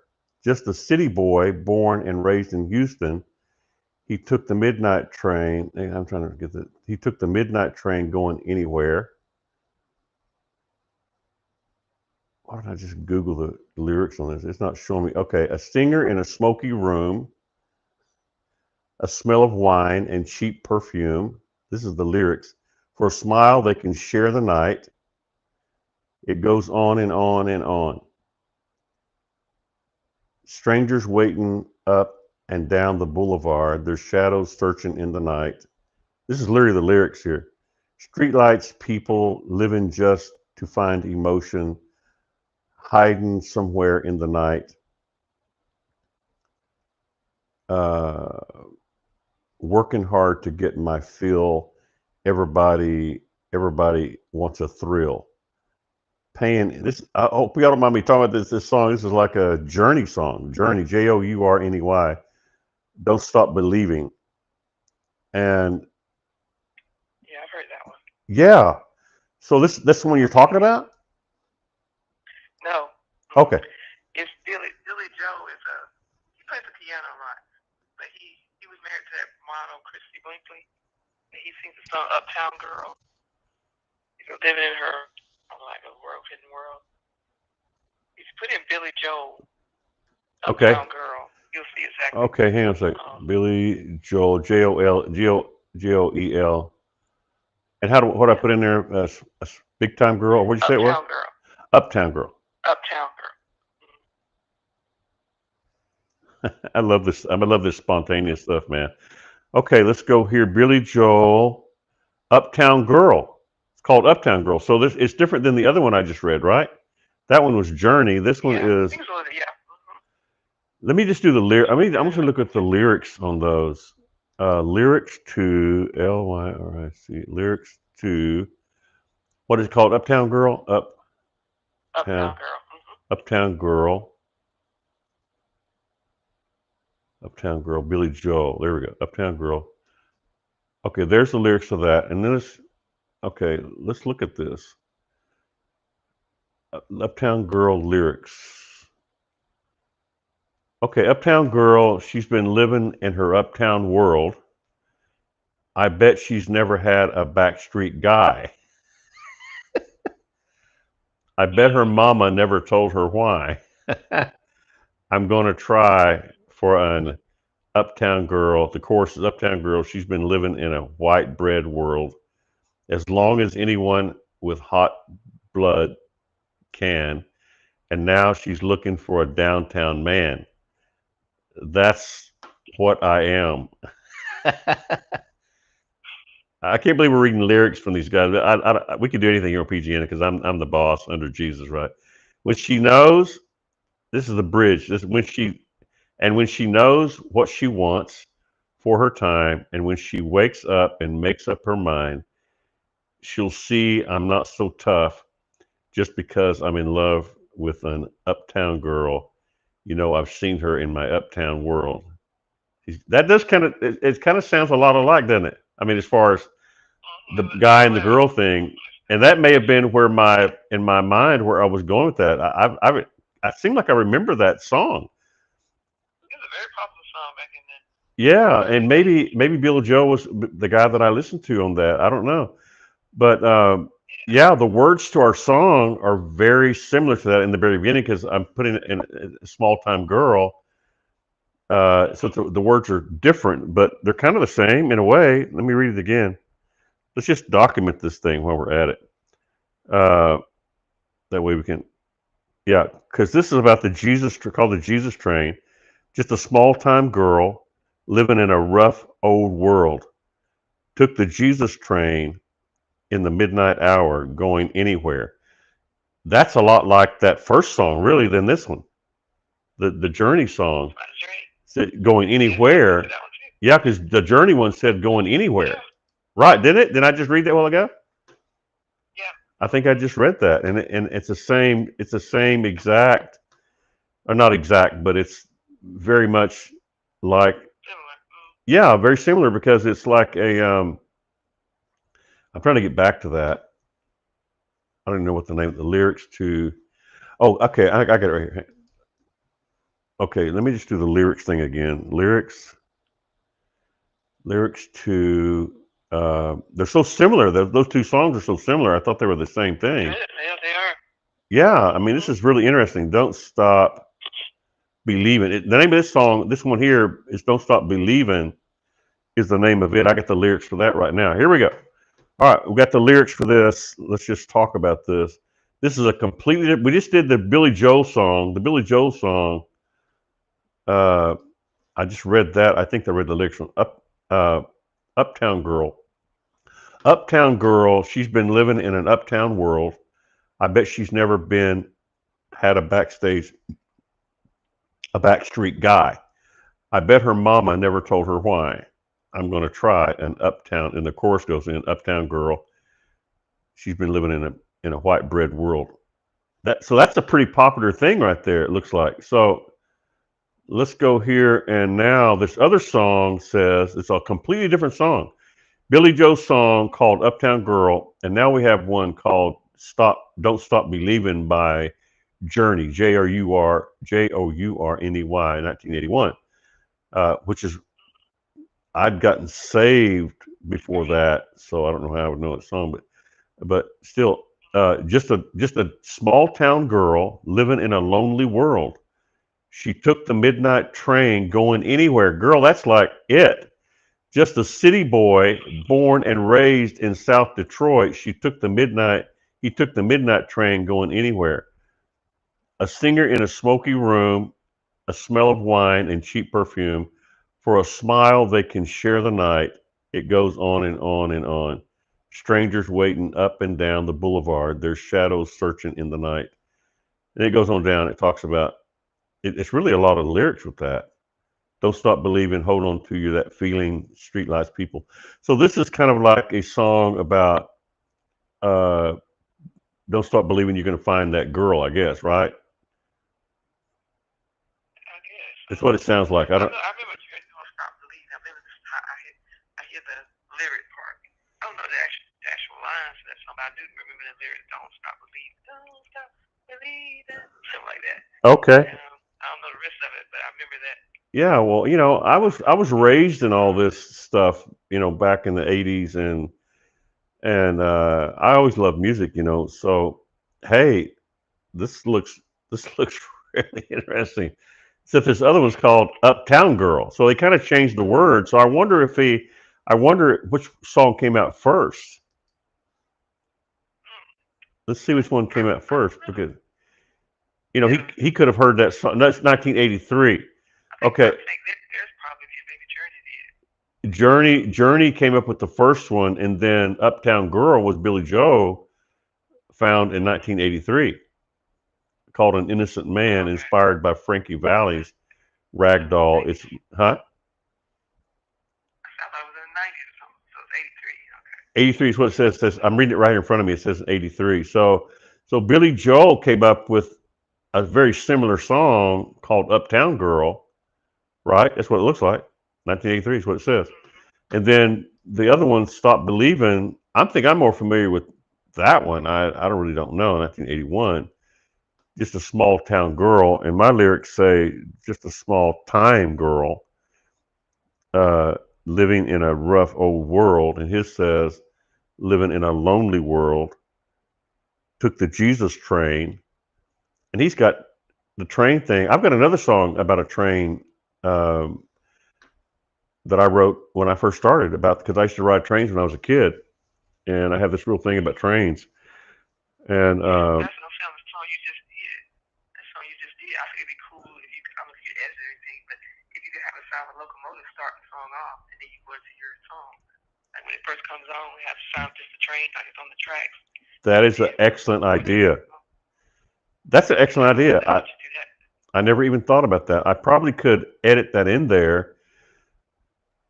Yeah, because I can edit any of these And songs. put Cause, it pulling up to the station, internet station, whatever the next right, that and you that. know how the train when they Hey, you know what? When we do the music video, I'll probably do that because I can edit. I can edit. Yeah, I can put it in the in the music video. I can put it in that. In fact, I'm trying to make music videos about all this stuff, and now that I have the ability to create all this stuff pretty quick and have any image that I want made, like I can just tell the image maker to make me what we're talking about. A train. right. Back in the day when I was a kid, because I rode trains from my grandmother, my mother's mother lived in Colorado, so we would take the train from New Mexico, Texas, New Mexico to Colorado. And I remember going one time by myself. They sent me by myself. I'll never forget it. It was amazing. So I have a lot of memories about all that.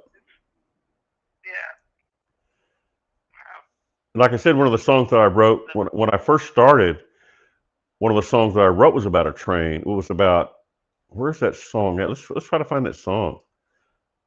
You're messing me up, man. What's wrong? You better stop this stuff right now. When I hear you say how you like the train and stuff, and then the song you wrote, I said, that'd be cool. When I hear the train starting off first, and then your song comes in with the lyrics. And it's the sound of the train, and then the locomotive sound. And then when it ends, when your song ends, it's like, I like the that. song Yeah, going off. I like that. That's really Yeah, cool. that'd be pretty cool. Yeah, see, the problem with you telling me this is I'll probably start working on that when we hang up. And that's not good because it's late. Let me see if I can find that other song. I want to play that other song that I have a train in it. That one of the first songs I wrote like months ago. Uh, Oh, okay. yeah, it's about a train. I'm trying to find it here. Nice warfare. Okay, I don't know where. Okay, I think it's right here. I think I just found it. This is the one I wrote this song here. We wrote this song. Uh, gosh, back whenever I first started doing this. Okay, here's this song, y'all. Let me get it on both things so in case anybody else is listening on the other, they can hear it also. What's that called? Make Me Pure. Made Me Pure, is that the name of it? Made Me Pure.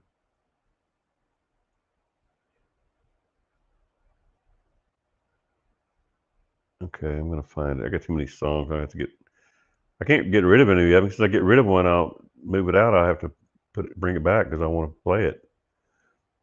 Way too many songs going. This is crazy how we had nothing 6 months ago. Now we got like, I don't know how many bunches, and it's crazy.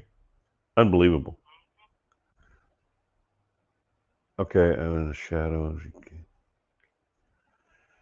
Okay, give me a second here. You know what? I guess I just could do it in the microphone. I can do it in the microphone. I'll do that. Okay, I'm gonna do it in the microphone. That'll make it easy. All right, here's the train song that I wrote. AI, AG, and me wrote, 6 months ago about a train. So here we go. Let's watch this for a second.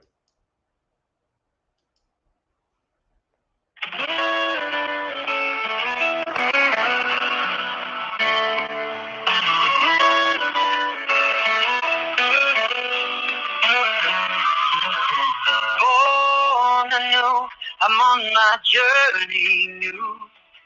In the misty dawn, the train sets sail.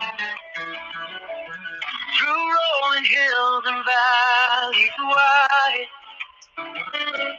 the rhythm of the wheel, a soothing tale.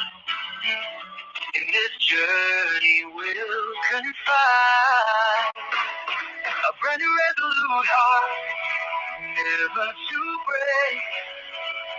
In this realm of dreams we'll stay. With every step, a new path we make. As we follow the sun's golden rays. In the depths of night we'll find our way.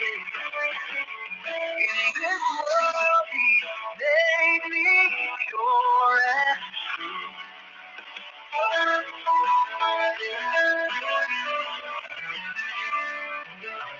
Whispers of the wind, a gentle breeze. In this world so vast and grand, the symphony of heaven's nature, a sweet relief as we traverse this wondrous land. A pure resolute heart, never to break. In this realm of dreams we'll stay.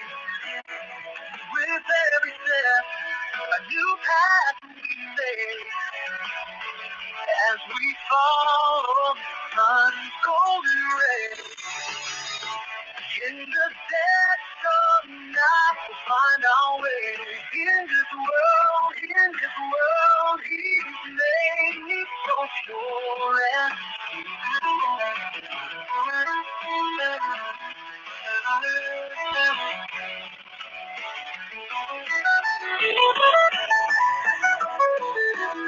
a pure resolute heart, never to break.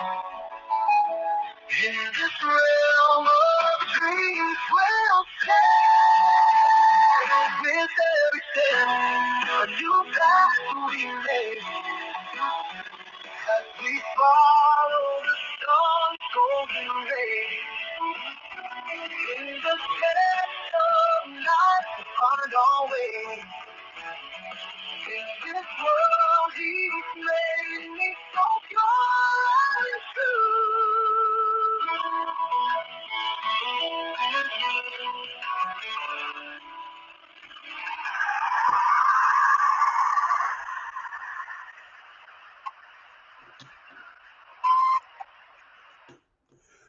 All right. Yeah, I found the date on that song. We wrote that song in January the 5th, 2025. About the train. Wow, Yeah. that's good. That's nice. Yeah, the train thing. Go ahead, I'm sorry. Yeah, it's like a soothing song, like when you just want to sit back and just listen, you know, that kind of song. Like some songs just make you want to sit there and just listen and think about, even as he's singing the words, I'm seeing myself on the train just riding through the fields or the meadows or listen to those words. So Yeah. songs takes me my mind on the trip when I hear them, just depends on what I hear.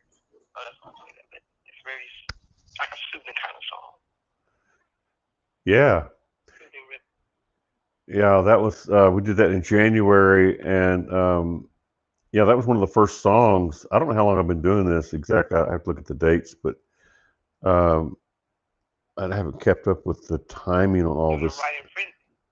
Pardon me? So you have a writing frenzy you're on. Oh my gosh, Writing. it's just crazy, man. I mean, like, Once you're flowing with it, hey, you can't stop. You gotta keep going. yeah, it's really hard to stop. Here, let me see if I can find the date on this one here. Let's look at the date on this one. I just, since we're talking about this stuff, I might as well just take a look at it, right? Okay, what am I doing here? Where's it at? Give me the date, man. I don't see the date on there. That's wild. Why doesn't it have the date? Weird. Let me see. I don't have the date on that one. That's unbelievable. Okay, it doesn't matter, but anyway.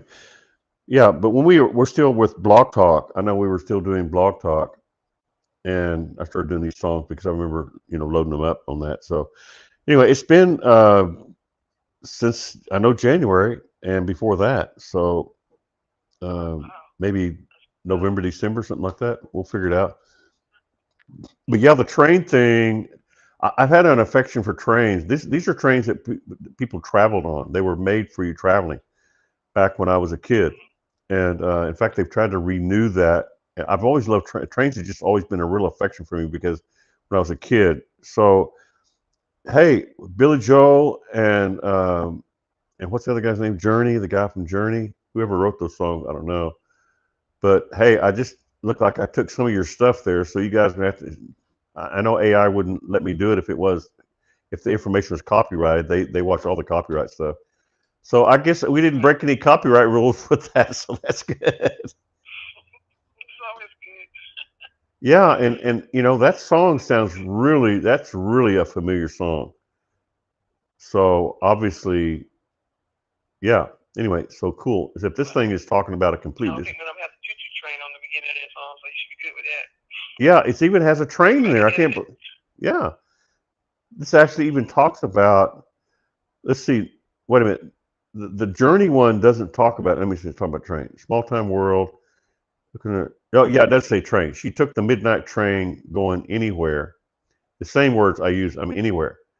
Oh wow. Yeah, because when I was doing a search on how to, you look for ways to say words, right? Right. Like when you're writing songs or you're writing a book, or I don't know if you're writing how you do it when you write a book, but when you write a song, I do a search. I'll do a search on dictionaries, like I do a dictionary search on words. Give me 10 different ways to say this word, 10 different ways to say going or train, Right.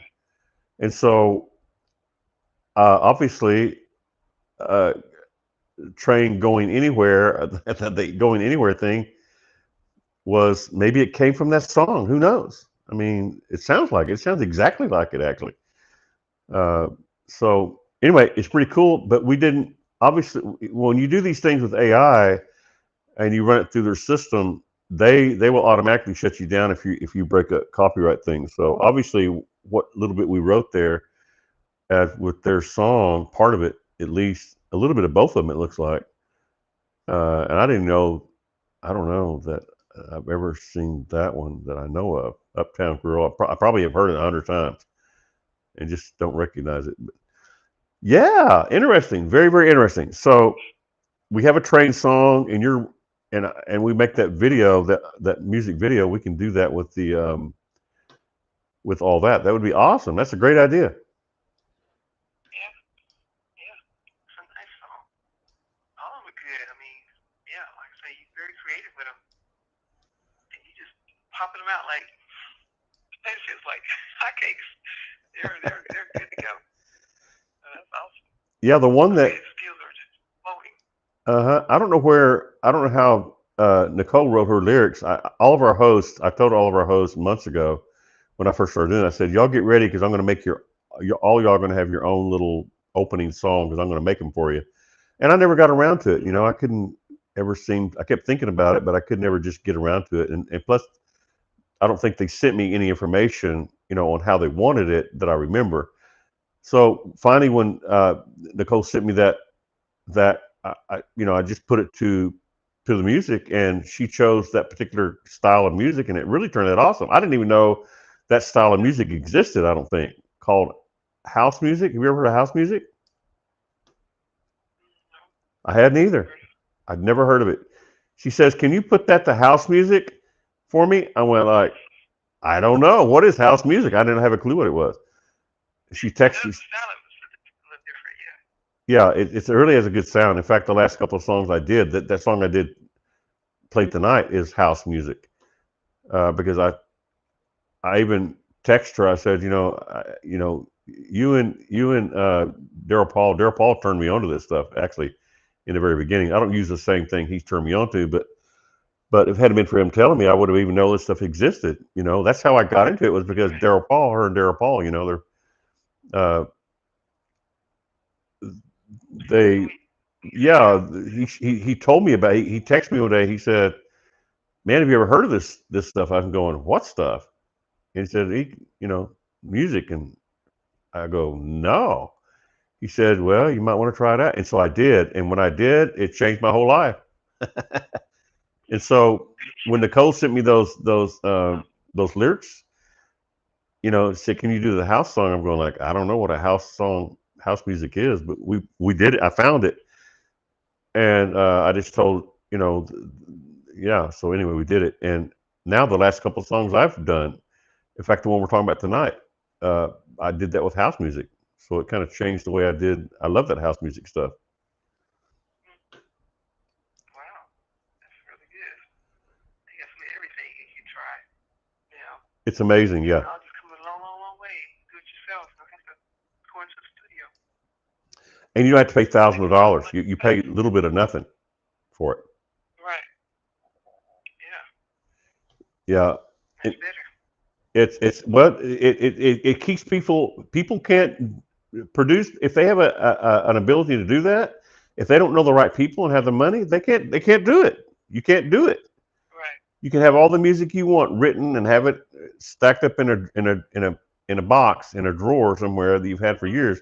But if you don't have the money and don't know the people, you can't do it. So now what's happened is you're not going to believe this when I tell you this. This is unbelievable. For all of our friends who listen to this on the archive, you're going to hear something tonight. I'm going to tell Angela about this, uh, but since I've been doing this music stuff, I send it to my friends who are in the music industry. Right? I have friends who are in the music industry. You know, Right. I mean, in it. Make their living off of it. They're very upset with AI because AI has been taking their business away from them. Right? So I told you all about that on the Yeah. show a couple of times, and these people that I know, these people I've known them for years, and so today, y'all aren't gonna believe this. Today, one of those people who's professional and made I don't know how much money making music for commercials, movies. I mean, bunches of them over the many years. Right. He texted me today because I've been sending him those songs that he said, "How are you doing that?" He's one of the guys who I've talked about who's texting me back saying, because I sent him my latest songs, the last 10 songs I've sent them to him. I said, "Tell me what you think about this." And he said, "Randy, how are you doing that?" I go, "Do what?" He said, "How are you making that so good?" I said, and then I realized something was going on because for him to say that was huge. I'm going like, Right. if he's saying that, that really means something. I mean, really, really, really means something. And I kind of went, Right. well, I can't tell you. And so, because what happened is the Holy Spirit started telling me when I got it, when Daryl Paul turned me on to this, he started saying, "Do this and do that," and started telling me what to do. Right? Which, when the Holy Spirit tells me things, it's Right. private information. I can't make all that public unless He tells me I can. Right? I have to keep things private if he tells me to. So I said, Right. he kept. I sent him another song. Man, how are you doing that? When are you going to tell me how you do that? I go, I don't know, man. And so today, y'all, he texts me because I sent him the last one of the last songs I did. Mhm. I think the train song. I think I sent him the train song. He said, "Man, listen to this, y'all." He texts me today and says, "Can you do some things for me?" Yeah. I'm not going to be specific in what Wow. I'm not going to be specific in what that is because it might. Wow. But Yeah, yeah, your music that sounds like it's a production, like it's been you went in the studio and did it. But like I said, however you do it, it's working. yeah. What the Holy Spirit's helping So me. I mean, you can make it pretty good yeah, without with that's what great. I do. Yeah.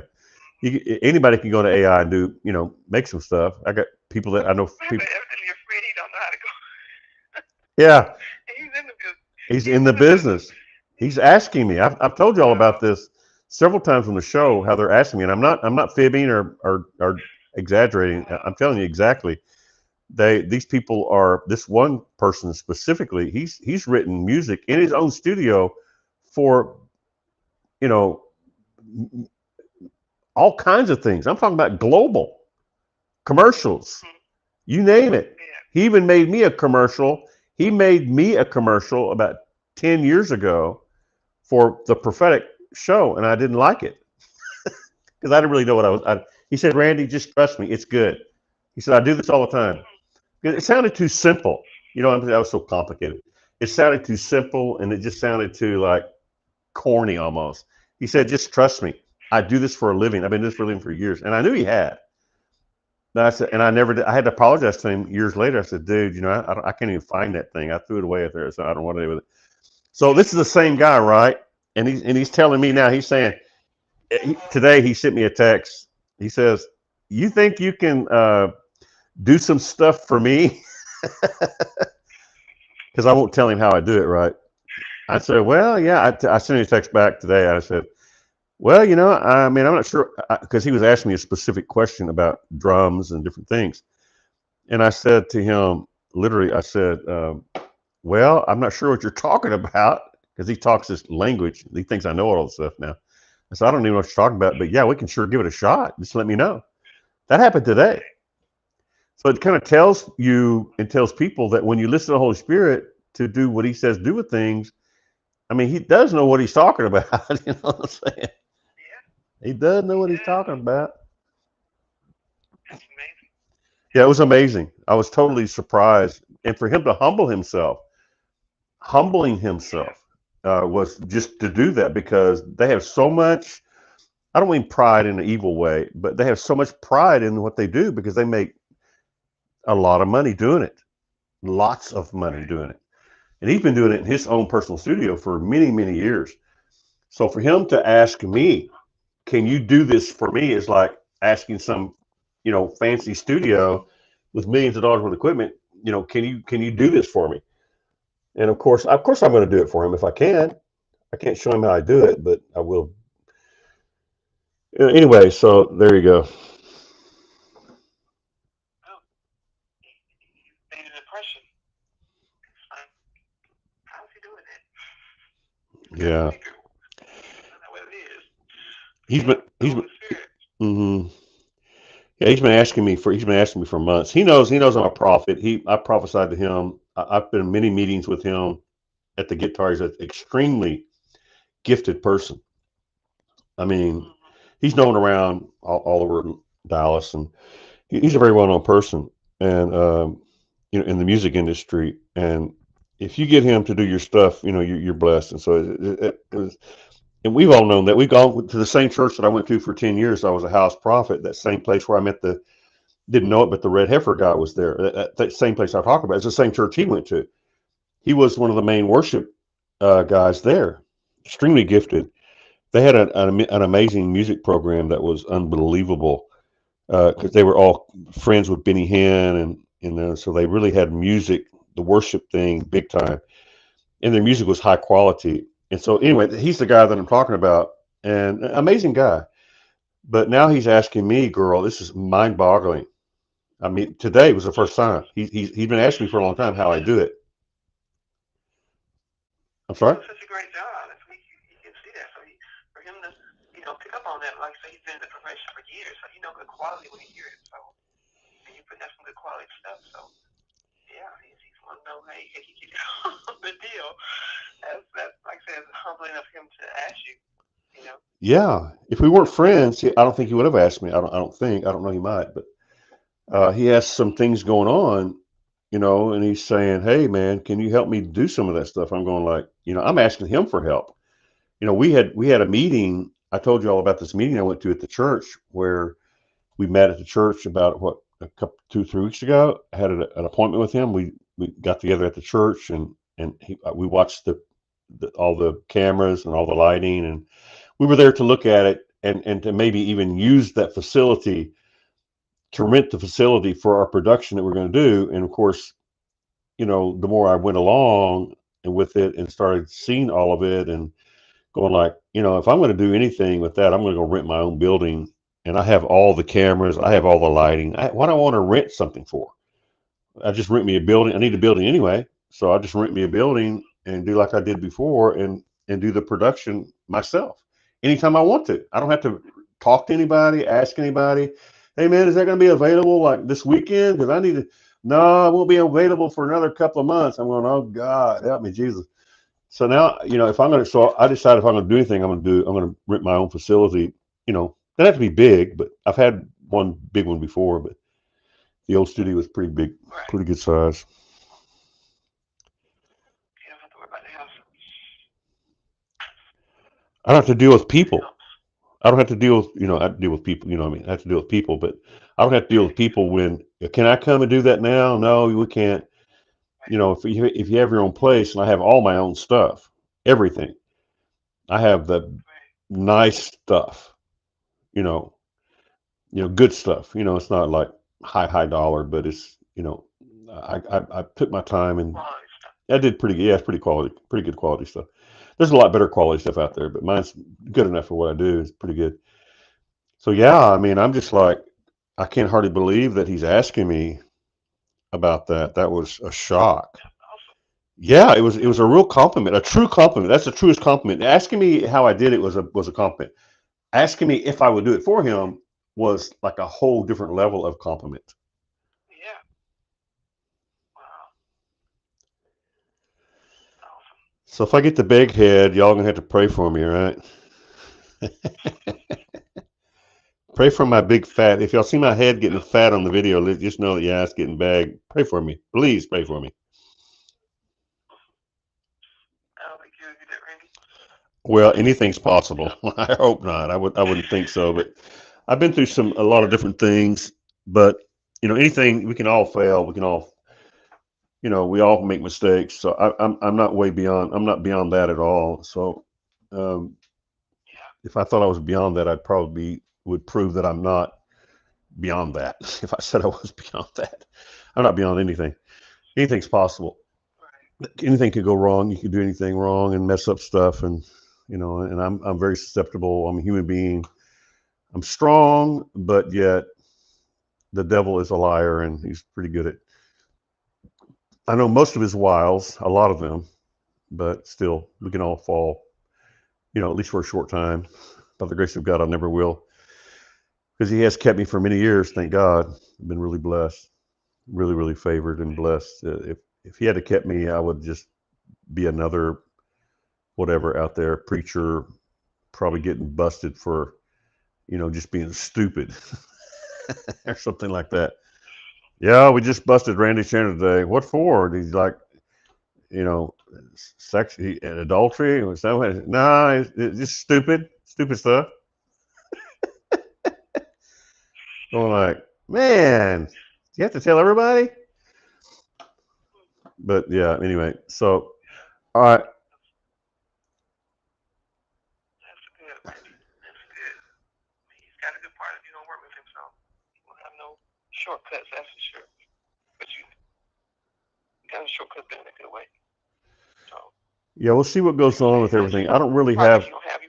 One of the things I'm having to do is run through all the stuff that I'm thinking about doing outside the studio. Which means timing, and I'm really kind of shrinking back on that and doing a different strategy right now because the capability the ability that we have now and what I've learned to do in making videos the David thing we did and the Joseph thing that we did. I mean, they're good quality, but they're not the best put together. They're not what I would call high quality professional. They're high quality. The images are high quality, but the way it's all put together, I'm just learning how to do this. Uh, so I'm thinking that I may not, I may do a little bit of outside the studio or bring people into the studio and record them playing, flutes and that kind of thing in here. Maybe I don't even know yet, but we'll see. We'll see what goes on. If the second coming thing is going to pick up, then I'm not going to have time for that. I don't guess. I'll just have to do it. I'll have to do everything within the studio and stay here. And when he tells me to do something, I can get it and go do it anytime he wants me to. Can you quit writing that song, Chandler? I got something I need you to do. Oh, yes, sir. I'll hop right on it. What is it? Oh, okay. We can do that. That's kind of the way it is. It's like I hard at it, and then he says, "Stop doing that and talk about this."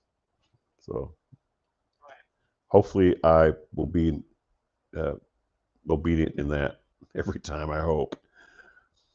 Angela, it's been great talking to you, girl. Thanks for getting on. Makes it a lot of fun when you got somebody to talk to, You and so enjoyed it. Yeah. You too, Randy. Keep doing what you're doing. It's really making a difference. So we appreciate you. Oh, thank you so much. Glad to Yes, inspire me. I got some stuff I'm doing. So yeah. yeah, you know what it's like to do stuff and what it feels like and the whole thing. Until you do stuff, you don't really know what it's like to do all this and the whole process you go through. So it's a lot on you to do it right and to do it godly and to do it, creative and all that kind of thing. There's a lot to it, more than people realize. So when you get something halfway successful, you're just kind of halfway like blown away. Like, oh my gosh, I can't believe that actually worked. It's just such a miracle that it happens. A lot of hard work and miracles. All right, girl. I guess we're going to call it a night. Thank you for being on. Anything else you want to say before I move on? Okay. You too, Randy. Okay, thank you. All right, bye bye.